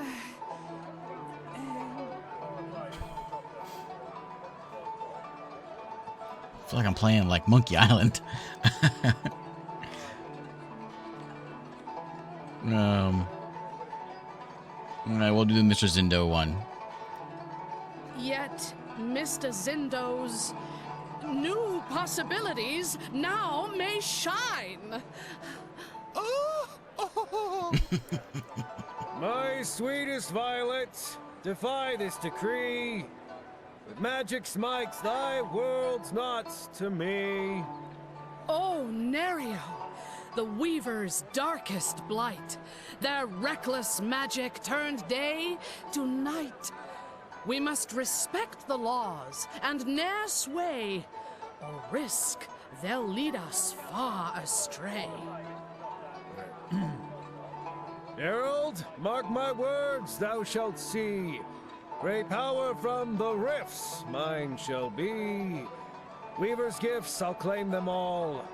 My might and magic, they shall enthrall. Nerio, beware! This path is fraught with peril and darkness. Heed the thought. Heed the thought. The thoughts.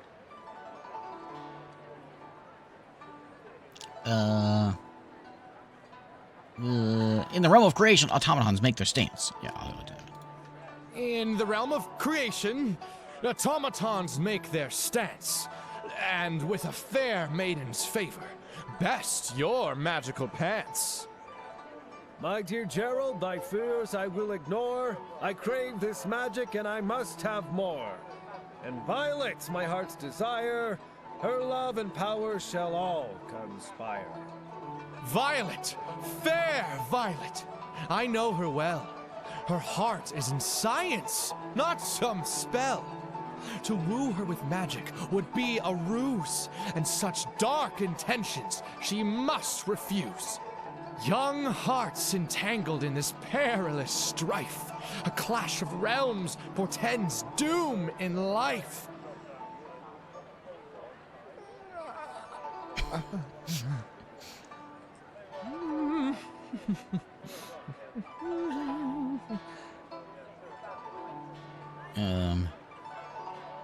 Nero has forsaken magic.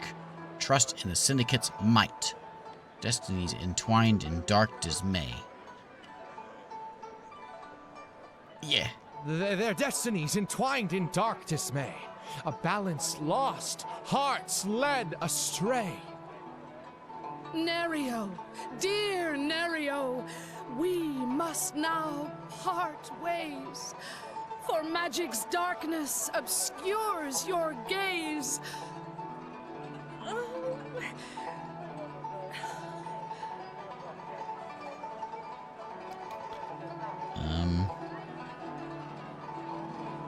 The laws decree and sorrow we must part. Yeah. The laws decree, in sorrow we must part. A love so pure, fallen to blackest art. No, Violet! You can't break free, it's clear. My soul is bound to dark magic. My dear. Oh, Nerio! Your transformation's too extreme. An abhorred mage, a nightmarish gleam. We can't bridge the gap betwixt realms so vast. For magic and tech allied can't last. Beware of magic. Upright and fair. It tempts and beguiles, but can't truly care. Love or friendship with a mage are bare. In the blink of an eye, mage turns nightmare. This is a disaster! A complete failure! So balance of magic and technology has changed in the region. Higher magic levels provide advantages to your mages in combat exploration. Higher technology benefits your tech characters. Didn't think you were the type to flip-flop just to fit in with the administration. As long as Zindo's people keep watching the entrances and exits, we're stuck with one-way ticket to Harbor Slums. If new friends catch us with the artifact in our suitcase, there's no one to save us but the lawbringer himself. So if we go to Harbor Slums, we won't come back here. I'm curious about, can I see anything about that?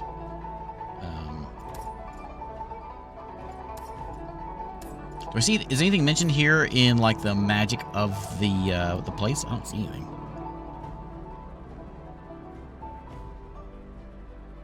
It says printed in the NA City Printing House by order of the National Geographic Society. I don't know how to tell what the magic balance is, though, in town. Interesting.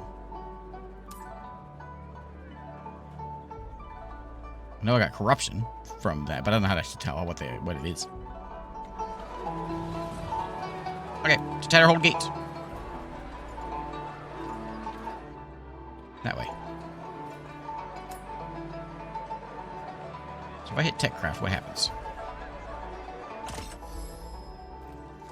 This menu, you can craft consumable items for the teammates. You can use the recipe in the list. If you have required ingredients, tap the handle on the right to create the item. Wire, bolt, and saltpeter. We can make some ammo. Okay. And we've also got Magic Craft. We can, like, pop some cards or something in there, but we don't have any cards. I had one. There it is, this one. But I guess I might have the two. Yeah. Okay. We just have to go on top, I guess. Interesting, interesting. And then party formation is us.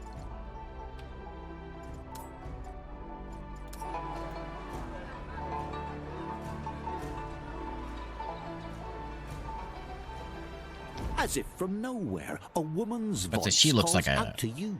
something. You turn to find a woman standing right beside you. You're all but certain she wasn't there until the moment she spoke. No, I saw her. Hey, guys! Hello? Are you friends with Director Zindo?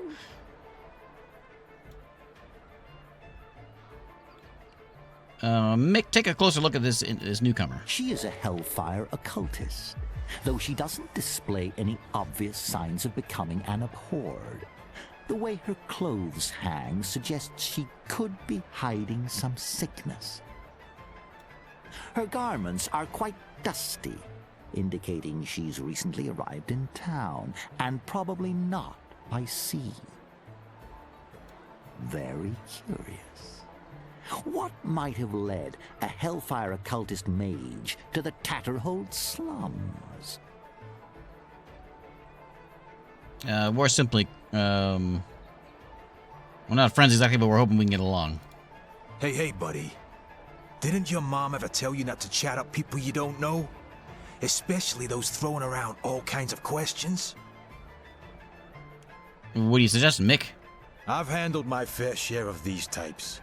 Maybe you'd best let me talk to her. Oh, she's gone. It took too long.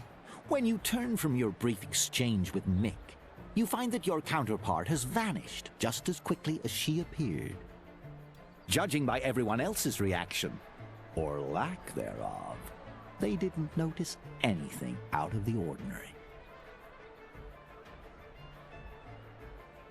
Are you satisfied now? Hey, why so hostile all of a sudden? How about we grab a beer, light ourselves a peace pipe, and talk it out? Or you could just chill. It's nothing out of the ordinary, partner. Not for these parts, anyway. It pays to be prepared for anything, especially the unexpected. Welcome to the Tatterhold slums, once a pirate haven, back door to the new world. This quarter used to be the source for all things contraband, drugs, fugitives, magical creatures, and everything else that makes life interesting. Things aren't quite as lively since the Syndicate rolled in, but you might still find something to your liking. We've got the Quiet Bay Bar, the Wet Harbor Brothel if you're looking for some extracurricular activities. And if you ever need a bigger gun, the Syndicate even set up a factory with an automaton production line. That would be a wise purchase, trust me. The streets are filthy with bandits and muggers here. All kinds of roaming gangs will try to corner you if they smell money. And have you heard about the drowners? The curse that cluster around the shipyard? Some days they outnumber the pigeons and mice combined. I wouldn't say mages are common exactly, but they're around and they're not in hiding. Then there's plenty of folks from the old world too, like Old Man Rubiek, a local attraction who lives under the bridge. Hard to miss him. Mr. Simon runs the show here, of course. Speaking of which, let's not keep him waiting, huh? Yeah. Let's go see Mr. Simon. And off we go.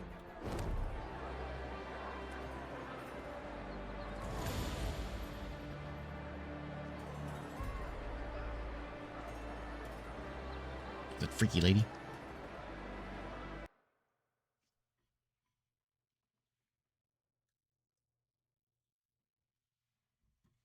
Okay, finally, we're gonna make it to Mr. Simon. I gotta say, I didn't expect like a LucasArts style play.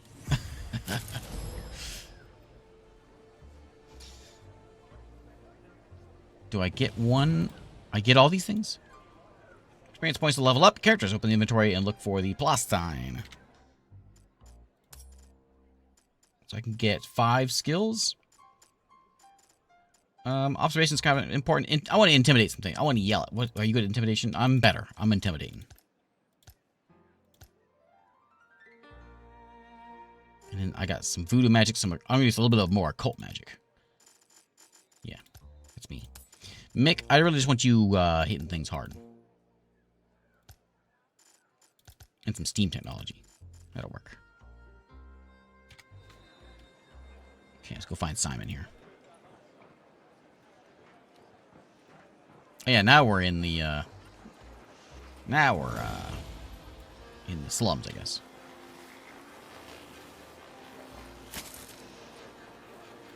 Some iron ore. Hey, Eddie. You heard anything about a circus rolling into town? Nah, haven't caught wind of it. Damn, just look at that guy. Is that a face or what? Just like my mother-in-law when me and Lizzie were marrying, right? Hey. The policemen start laughing, apparently blocking the way for the strange crowd led by the dwarf. Everyone but him appears utterly devoid of comprehension. In a bizarre reaction to the jest, the dwarf begins gesticulating with an air of near hysteria. Let us in! Let us in! I must speak to Director Zindo immediately. The horrors, pure horrors, I tell you. I've got secrets to tell, dreadful secrets. I've seen them. I have proof. People vanishing, poof, without a trace. Leslie, it's a nightmare. What seemed like a great mind is but a sham. Awful, awful deeds. He's actually a fake. Little ones, old ones, entire families. I'm gonna try to decipher something about these odd creatures because I got magic knowledge. You focus your attention, endeavoring to discern any magic within these entities. Alas, there's nothing tangible. However, an unmistakable sense lingers, a remnant of magic that once permeated these creatures. Regrettably, it appears fleeting, and you are unable to get an understanding of its nature. The dwarf begins to almost drown in the incoherent flow of words. There's no time for that. No time at all.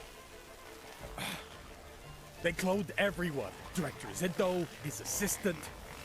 I must inform him at once. He needs to know everything. Leslie Harrington, that's a crime.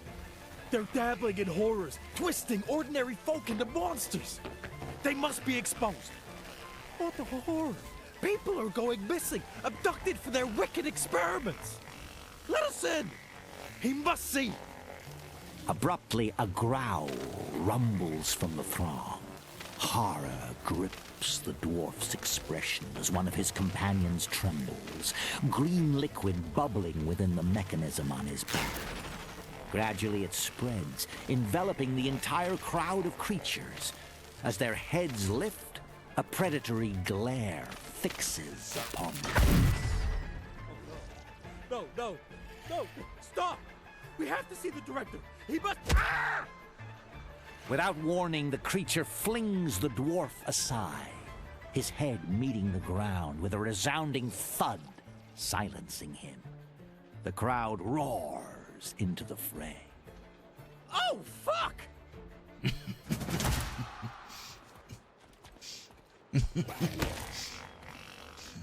Okay, let's do some fighting.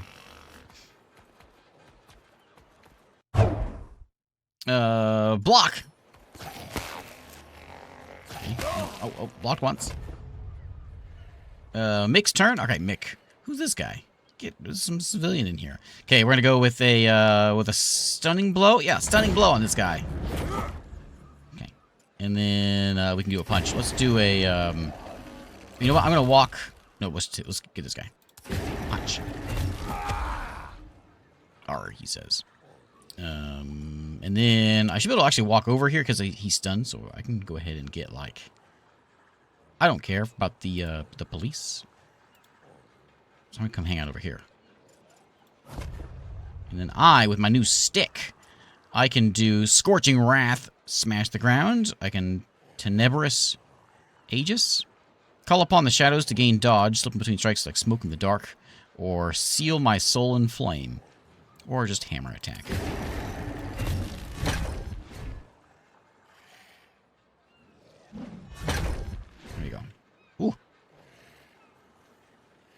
me, I'll stay behind Mick.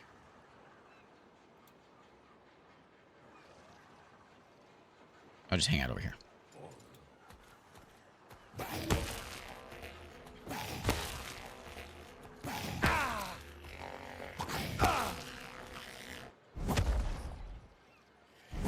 The civilian is really in the way.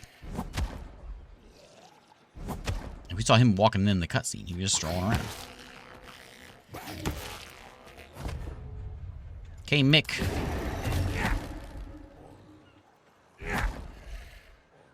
Okay, that's really all I got here. I'm not gonna do any magic. I'm just gonna walk up here and smack this guy.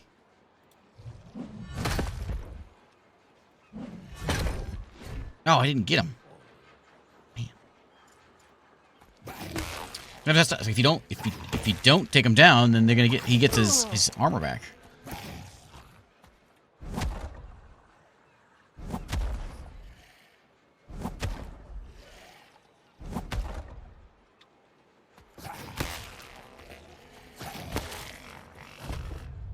Punch this guy. Okay, he's down. And let's get over here on these guys and assist. And then should I do a little magic? I can do a little magic. I don't need to dodge, but Scorching Wrath. Is that gonna, like, hurt a lot of people? I'm doing it. Oh, maybe I can't because, there we go. I might be able to because people are in it. Oh, ouch. Why didn't want that to happen? There it goes. It's been paused for a couple minutes to catch the breath, and one of them speaks to the other, but too softly for you to hear. The one you assume must be Ed nods in response and turns to your direction as Jeffrey approaches you. You city weirdos, am I right? Thanks for your help, mister. We can handle it from here. I got a few questions. Just don't take it. Go ahead. Just don't take all day about it. He mentioned Leslie Harrington. Who's that? Mr. Harrington is a famous technologist, big name in this town, but fame has its downsides too. Poor folks go out of their way to try to smear good people like him. Don't pay it any mind. You sure he's just a weirdo? There's loads of junkies roaming around this quarter. He's probably just messed up on Orpham. Maybe the treatment for the Iron Plague damaged his brain. What about those creatures? Well, the question leaves Jeffrey utterly baffled. His eyes glaze and mouth agape like a stunned child, but his partner steps in to rescue him. Jeffrey, we need to get these bodies off the street and process. Like now, how long are you going to just stand there and chatting with these citizens? Thanks, mister. Okay, you're free to go. That site failed. Ultimate bad failure. What's going to happen now? We'll deal with him. He said something about experiments. Know anything about that? Experiments on people, you mean? Ridiculous. Since Director Zindo arrived, these streets have been swarming with police. If something awful like that was happening, we'd know all about it. Don't waste your time on these ramblings of some lunatic. Okay. Okay. Okay. I'll take some metal scraps, though.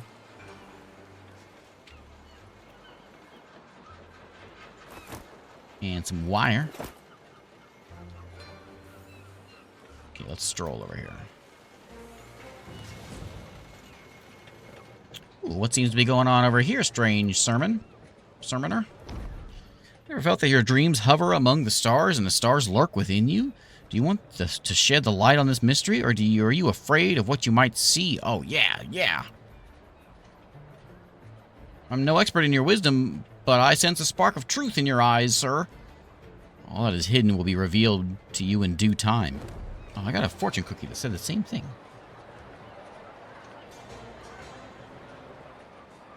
Let's go find this guy over here.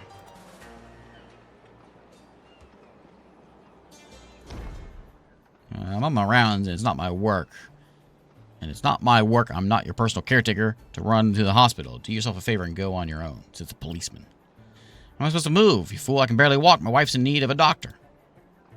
I'm so fed up with this. You pour the prime of your life into this country, and what does it do for you? Not a thing. The policeman shifts uncomfortably, aching to escape, yet his youthful conscience keeps him close to the old man.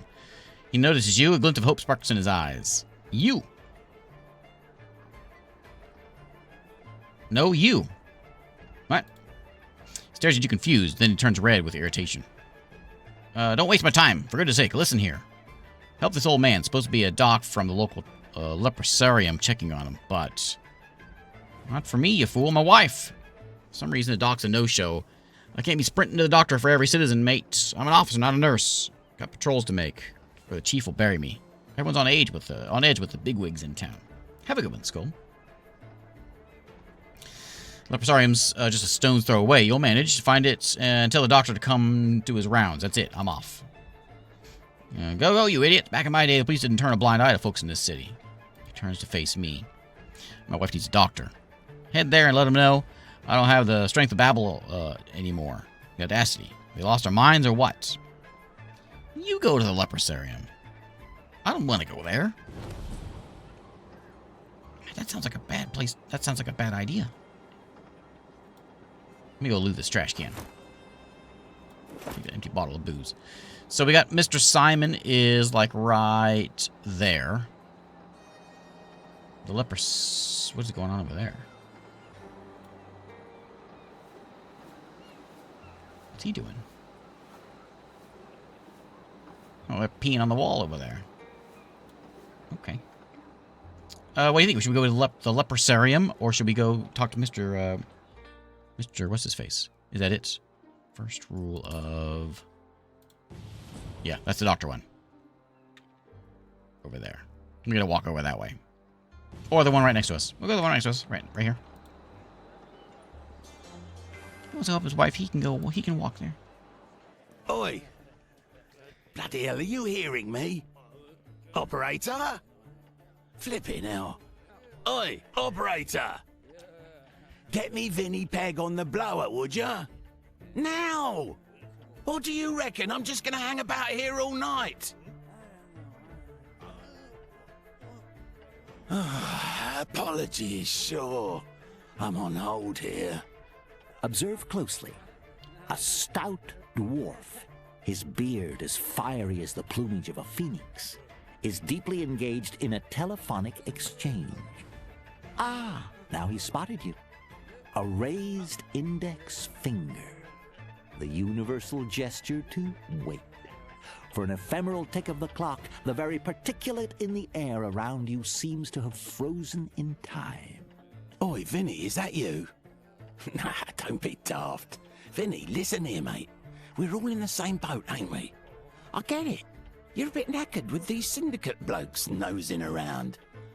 But it's my gear what's been gathering dust in your lockup, innit? Vinny boy, tune in and drop the bollocks. Try and hustle me and you might end up underground, right alongside my contraband. You getting the picture? Hey, Vin? Steady on, Vin. Stay sharp out there, yeah?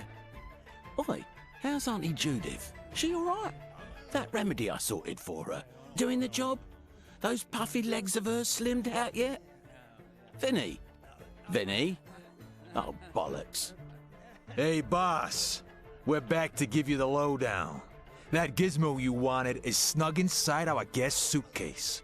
The very one partner's holding right now. Nothing but smooth sailing on my end. Oi, there you are. How's the land of freedom treating you, mate? Look at you. I never expected Hilda's ward to grow up so fast. How was the trip? Got a warm welcome, I hope. I'll grip his hand as if we've been mates for ages. Hey, Marmello. Oi, look at that. That's how it's done, mate. And that grip, blimey. Mick, that's what you call a genuine continental grip. Fierce, like Darling Nine yanking you by the... Ah, it's easy there. Whoa. Hey, pardon? Oh, right. What do I mean? Let me lay it out for you, Mick. They ain't got a grip like that in the New World. They're too courteous, all guarded like, know what I mean? There's no true connection. Okay, you can unhand me now, champ. So how was the landing? Everything went smoothly, I trust? You bet, boss. Smooth as silk. The goods? Locked in the case. And the case? With our visitor. It was a flawless play. And all thanks to my undeniable charm. Despite the warmth in Simon's eyes, there's something obsidian hard in the stare he's aiming at Michael. It's clear Mr. Simon sees right through Mick's feeble subterfuge. There are a few minor complications, Mr. Simon, but nothing significant. I believe I'm starting to take a shine to you. That's our style, mate. Straight off the boat and right down to business. All right. However you got here, you're in the fold now. So let's have a toast, eh? Here's to that pair of us, the grand old continent, and the road that lies ahead. Having declared his toast, it's evident that Red Simon is wholly committed and will brook no deviation from the ritual at hand. With a practiced flourish, Simon fills 3 glasses to the brim. He downs one, refills it, and repeats the ritual. Only after his 3rd pour does he turn to present the remaining drinks. Here's to the fresh face.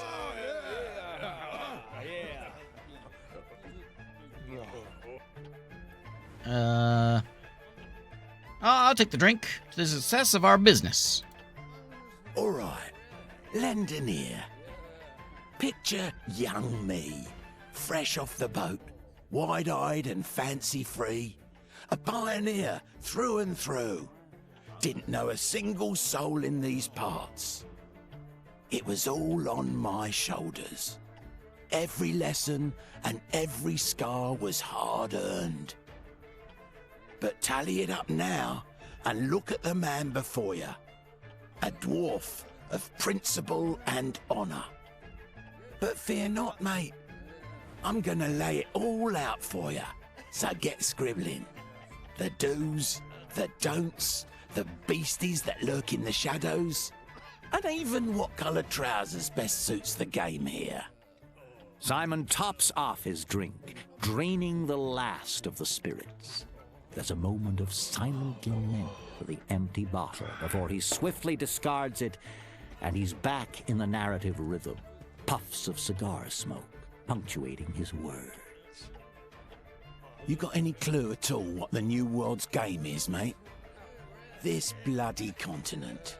It's a massive metaphorical melting pot, and it stews up every sod that lands here, every last one. Stick around and you're stamped with the Citizen of the New World label, see? Wizards, tech heads, sketchy figures, ladies of the night, and yes, even those pesky goblins. The whole lot of them. They're all jostling and using one another, all chasing that grand dream. Doesn't matter what your dream is. What you've got to keep fixed in your noggin is that to reach it, you need the whole motley crew. Every bleeding one of them. And here's the kicker. From one old-timer to another. Oh, you gone old. Every single one of them needs a bit of you in the mix. Oh, I'm talking too much. Let's get down to business. You brought the artifact, yeah?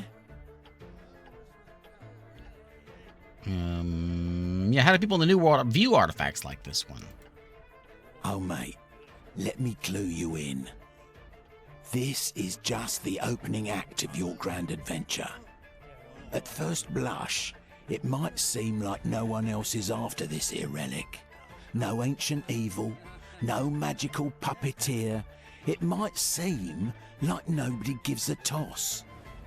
But mark my words, the minute word gets out that you're packing this gem, they'll be crawling out of every crack and crevice to lay their dirty mitts on it.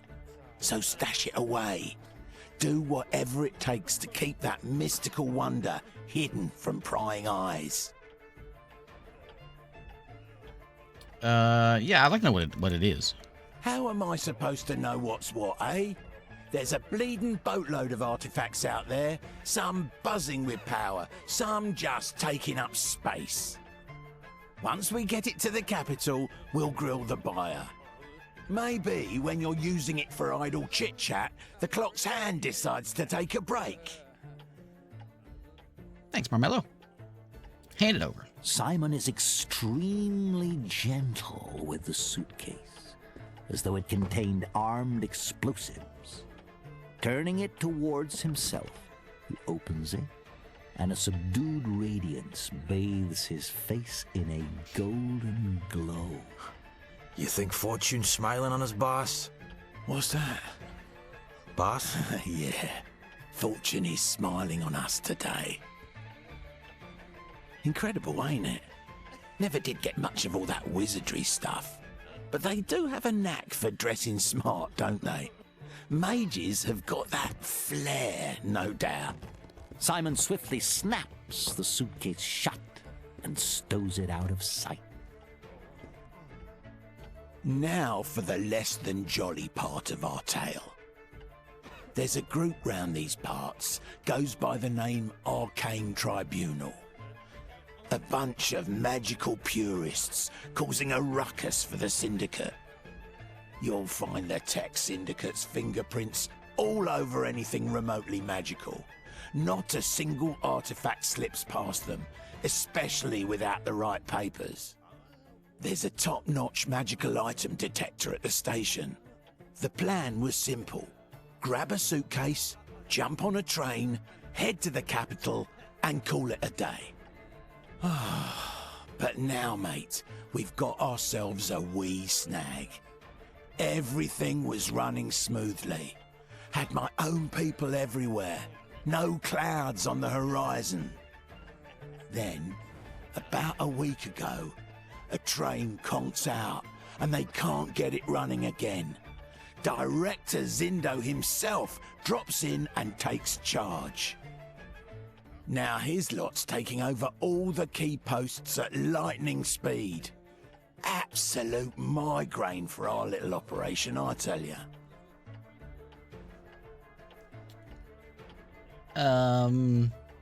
Thanks, Taylock. What are they trying to find? What do you reckon happens when the top dog rolls in? Pin the tail on the malfunction? Not a chance. They're out for a scapegoat. And to be perfectly blunt, I'd be more than happy to serve up that cheeky greenhorn who's trying to grab the Syndicate's attention and at the same time gummed up my works. I'll keep listening.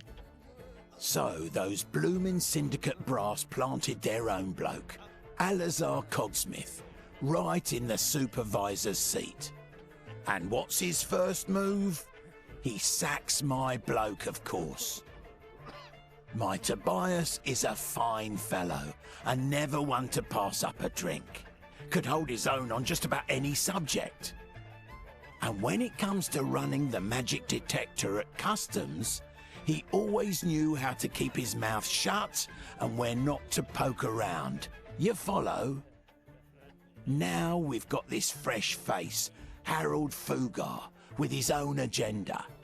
He's already shipped 4 loads to the warehouse, says he's running his own show and wants nothing to do with me. If he gets the slightest inkling that something's off in the cargo, our little adventure's over. What's the plan? A genuine business gent always comes prepared. This round, I need your hands on deck. You're fresh blood round these parts. No reputation to speak of and no debts. You're a clean slate. Catch my drift? What I need is to get my Newman back into the railway business. What I need is to get my Newman back into the railroad business. I need someone I can rely on to conveniently overlook your magical baggage. Alright. Alright, step 1. Get rid of Newman's stand-in, Harold Fugar. and have a chat with Tobias. He should be ready to get back to work. Here are their addresses. Nick will tag along and cover your rear. Off you go. Best of luck, and keep a sharp eye out for trouble. Okay. Oh, he gave us some magic scrolls. What's this? Oh, look at that. Where'd I get that one from? Lost Play. There's the Spark Thorn. Wicked-looking magical implement for channeling the strength of Wicked Hellfire Mage. That's me. Do I want that more than what I've got? This one does both, but it also hits things. I'll try swapping it out because it looks cool. I got this cool Scorch Veil, too. Can I put that on? Oh, yeah.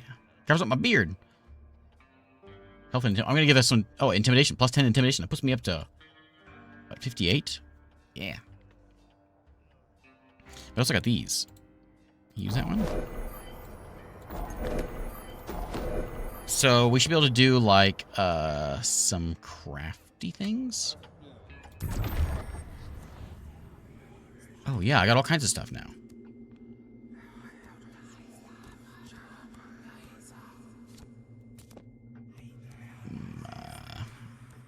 Fire. I don't know what I'm doing. And Doom. Craft it. Ooh, I made a fireball. Launches a fireball at the target. Does dealing damage. Okay. Okay. Remnant. Anything else going in there? Yeah. Empower. Infernal Leap. Character teleports to the chosen location and explodes, dealing damage to all adjacent enemies. Neat. I'll do another defense. And a darkness. And oath. Look at that. Look at that card. That's cool looking. Oh, that was no good. Why is that one not working? Shadow apparently does. Look at us. Shroud yourself in creeping shadow, becoming invisible. Cool. We don't need more of those. We're out of elements. But we also have... Do we get some stuff for tech crafting?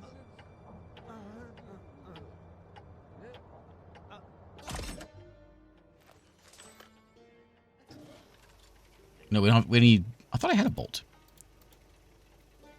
I thought I picked up some bolts. I do have stuff for... I can make a flame grenade.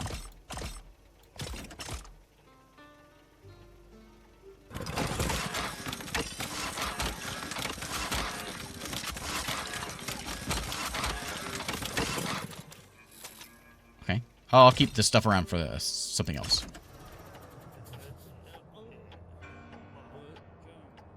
Okay. Simon says go find Toby Newman.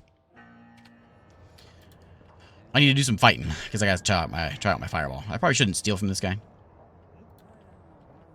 Of all the people I should steal from, he's probably the last one I should be stealing from. So I'm going to see if we can go pick a fight before we wrap this up.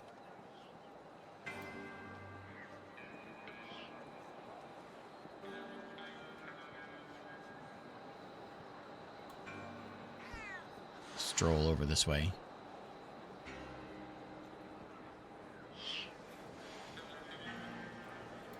What happens? Anything strange going on today? The drowners started attacking us more often. Part of the mages have to get back on top. Some say the technologist won long ago, but this is proof the war is far from over. Well, you need to relax some relaxing job. I suggest you find visit the local brothel, he says.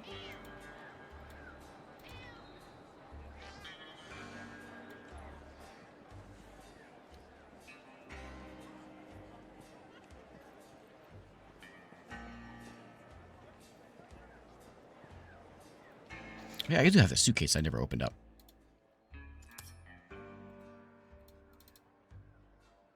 I don't know. I can't open it.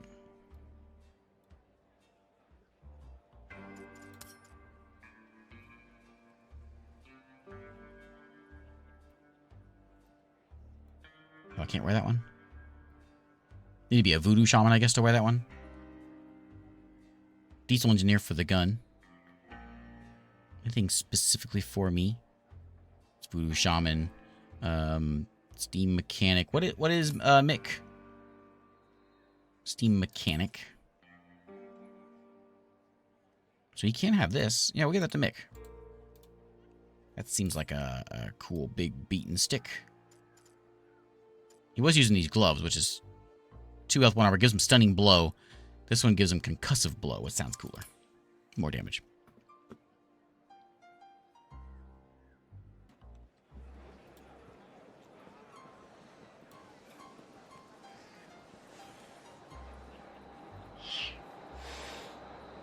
Let's waltz on over this way. Lots of cats.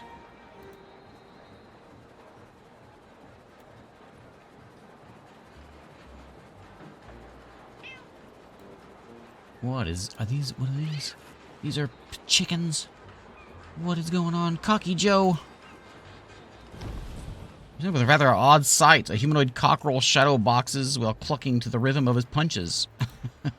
What? What's with the shadow boxing and clucking? Clucking, it's a war song of my people. Keeps me, helps me keep my rhythm. Maintain a fighter's focus. It's I train hard, so in a fight I can keep pressure, keep dominating until victory. Who are you?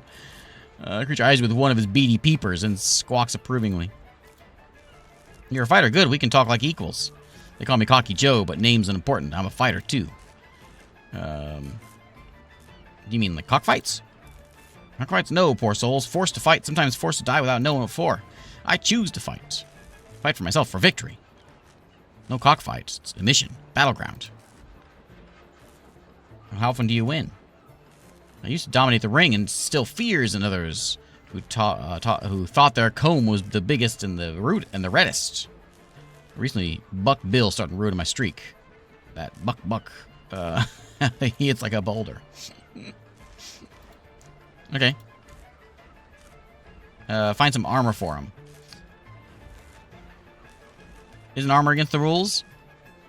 There's one rule in our fights. The most prepared cockerel wins. I want to fight. I want to fight. What's this guy doing?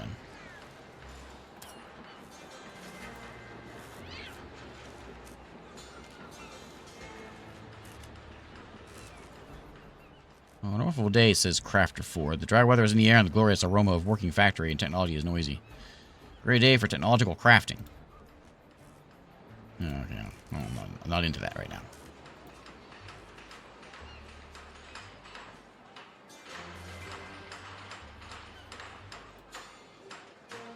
What happens? What's going on? Drowners attacks. Anything strange?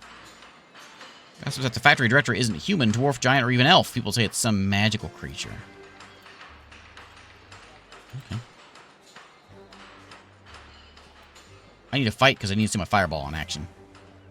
Let's go talk to the cat. Charming little kitten catches your attention with an energetic chirrup.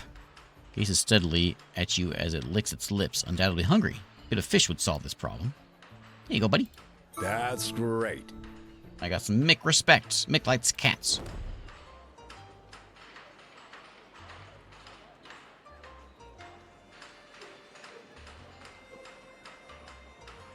Now, this is the person we're looking for, actually, right here.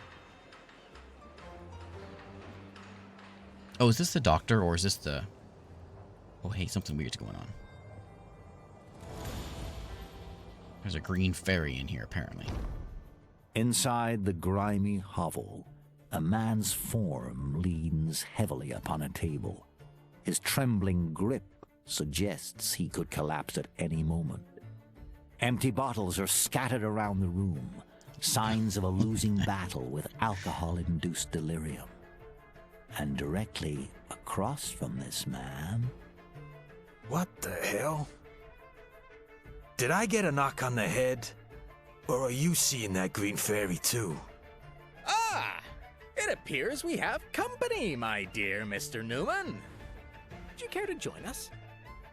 I happen to have with me the most exquisite moonshine you will ever taste, crafted in the Free States and distilled with the essence of pure magic. Utterly ethereal, I assure you. My wife's gonna murder me for this. Indeed, Toby, indeed. Here's toast to the two of us! Unable to support his own weight any longer, Toby crumples until his head comes to rest on the table with a thud. The fairy shakes his little head disapprovingly and refills his glass. I've never seen a green fairy before. What are you? Let me introduce myself. You may refer to me as Mr. Bramblebrew. I am one of the premier craftsmen of magical moonshine, if I may make so bold a claim. Better watch your step around that one. Word on the street is they've got a knack for mind control, and their drinks are notorious for devastating hangovers. I bet there's some kind of magical rift nearby. It's the only explanation for these magical creatures making themselves at home here. What was your first clue, Mick? Empty a bottle on Toby's head. Wake him up. Toby Newman doesn't so much as flutter an eyelid as you decant the alcohol over his head. The ethereal moonshine cascades down his jaw to drip steadily upon the tabletop. But the man remains perfectly still, lost in his own world. Pray tell, what compelled you to engage in such barbarism? The Green Fairy produces another identical bottle, seemingly out of nowhere. Tobias Newman remains oblivious, but the fairy plainly finds your proposition distasteful. I must respectfully decline. Mr. Newman is in the midst of a critical tasting session for my latest product. His capacity for imbibing my moonshine is truly remarkable. A toast to your remarkable stamina, Toby! Let us set aside any thoughts about your wife, that lamentable woman. She obviously does not appreciate your true worth. Don't you agree? Yeah. This doesn't look good, partner. The fairy's got a real hold on this guy. He's gonna drown himself in booze. I'm looking for a fight, so I'm gonna go up and I'm just gonna punch that fairy. There we go. There's a fight. Okay, I got some new abilities and I want to use them. I've got fireball, cloak of dust, infernal leap. Which one would we first? Let's fireball first. My mage corruption is increasing because I feel a bit much. We're gonna infernal leap. Oh, man, look at me. I'm so cool. Okay, that's enough of me. Then we walk up, we go, get that guy. Bam. And then, get him again. With my, what do I got? I got a concussive blow I could use. Yeah, oh, he dodged it. What? You can't dodge it. And I got a flame grenade I can throw. Oh, I just gotta throw it on top of Toby. What? I can't throw it on Toby? Okay, we got. He's on fire. Okay.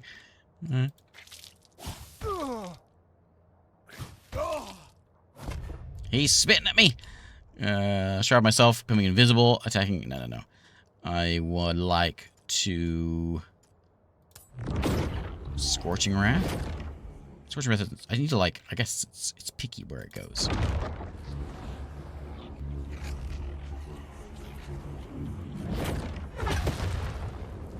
There we go. Okay. Done. And done. Thank you, Taylock. Have a good one, Taylock. Silence fell. I believe we're now good, Mr. Newman. You have time to come to your senses before we settle everything on the railroad? Let me pick up. I got a Drowner's Eye and a Drowner's Heart. Let me take a look at this thing. Thanks, Marmello.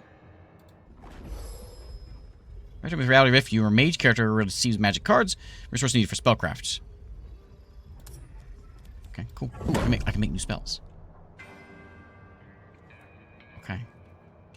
Well, I need to wrap it up here. But we're gonna call it a day here. This is good stuff.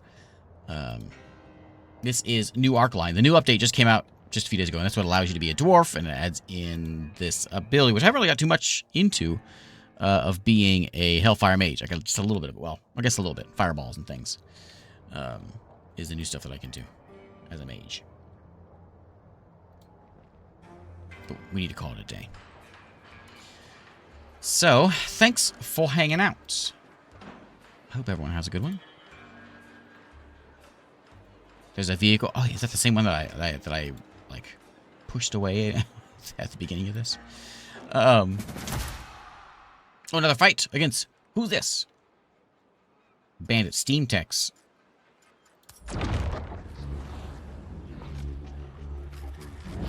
Oh, take that, and I will Scorching Wrath right there. That didn't work.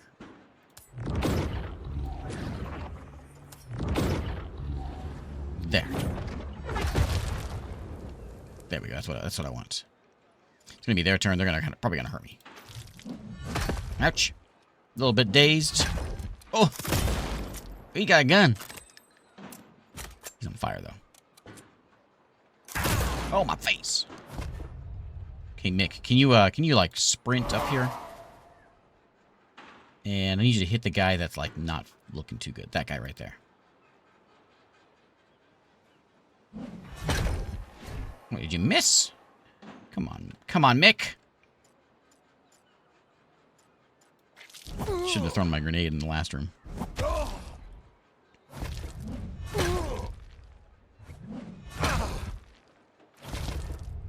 Oh, nice. 2 down from the fire damage.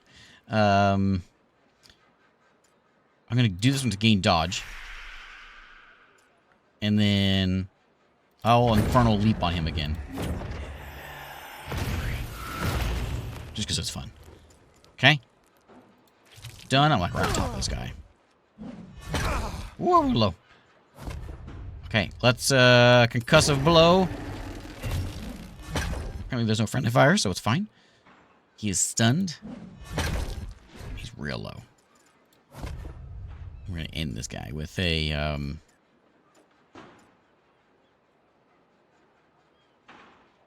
want to see what this looks like. So I just lit myself on fire, so I can't be damaged now. Oh, corruption tier 1 increase has been reached. So select your doomsies to proceed. What this sounds like Gollum talk. Doomsies.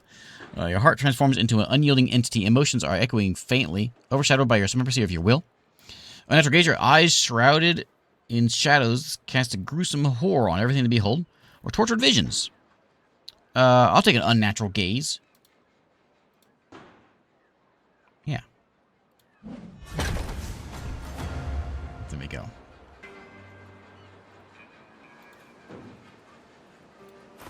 Give me all your stuff. Old machine with cookies. Take out the pet coupling. Did you get it? Yeah. Of course I did, because I roll incredibly well. I'll take all his junk, and we'll take that stuff. Ooh, some new boots, a new necklace, shield amulets, all good stuff. Steam mechanic. I thought those are gonna be boots for Mick.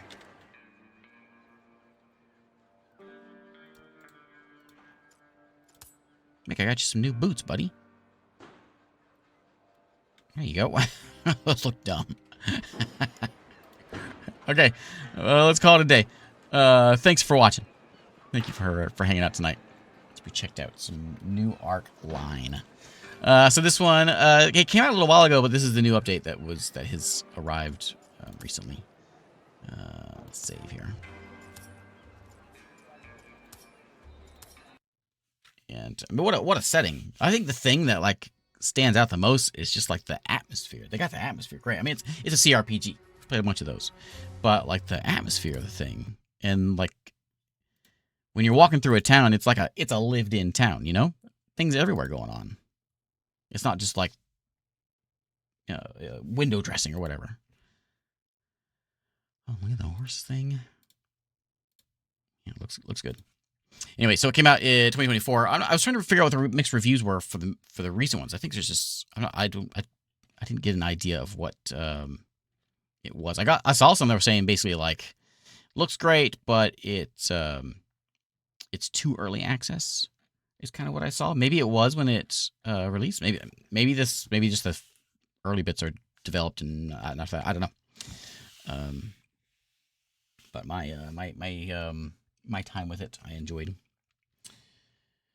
Anyway, thanks again for watching, and I will see you tomorrow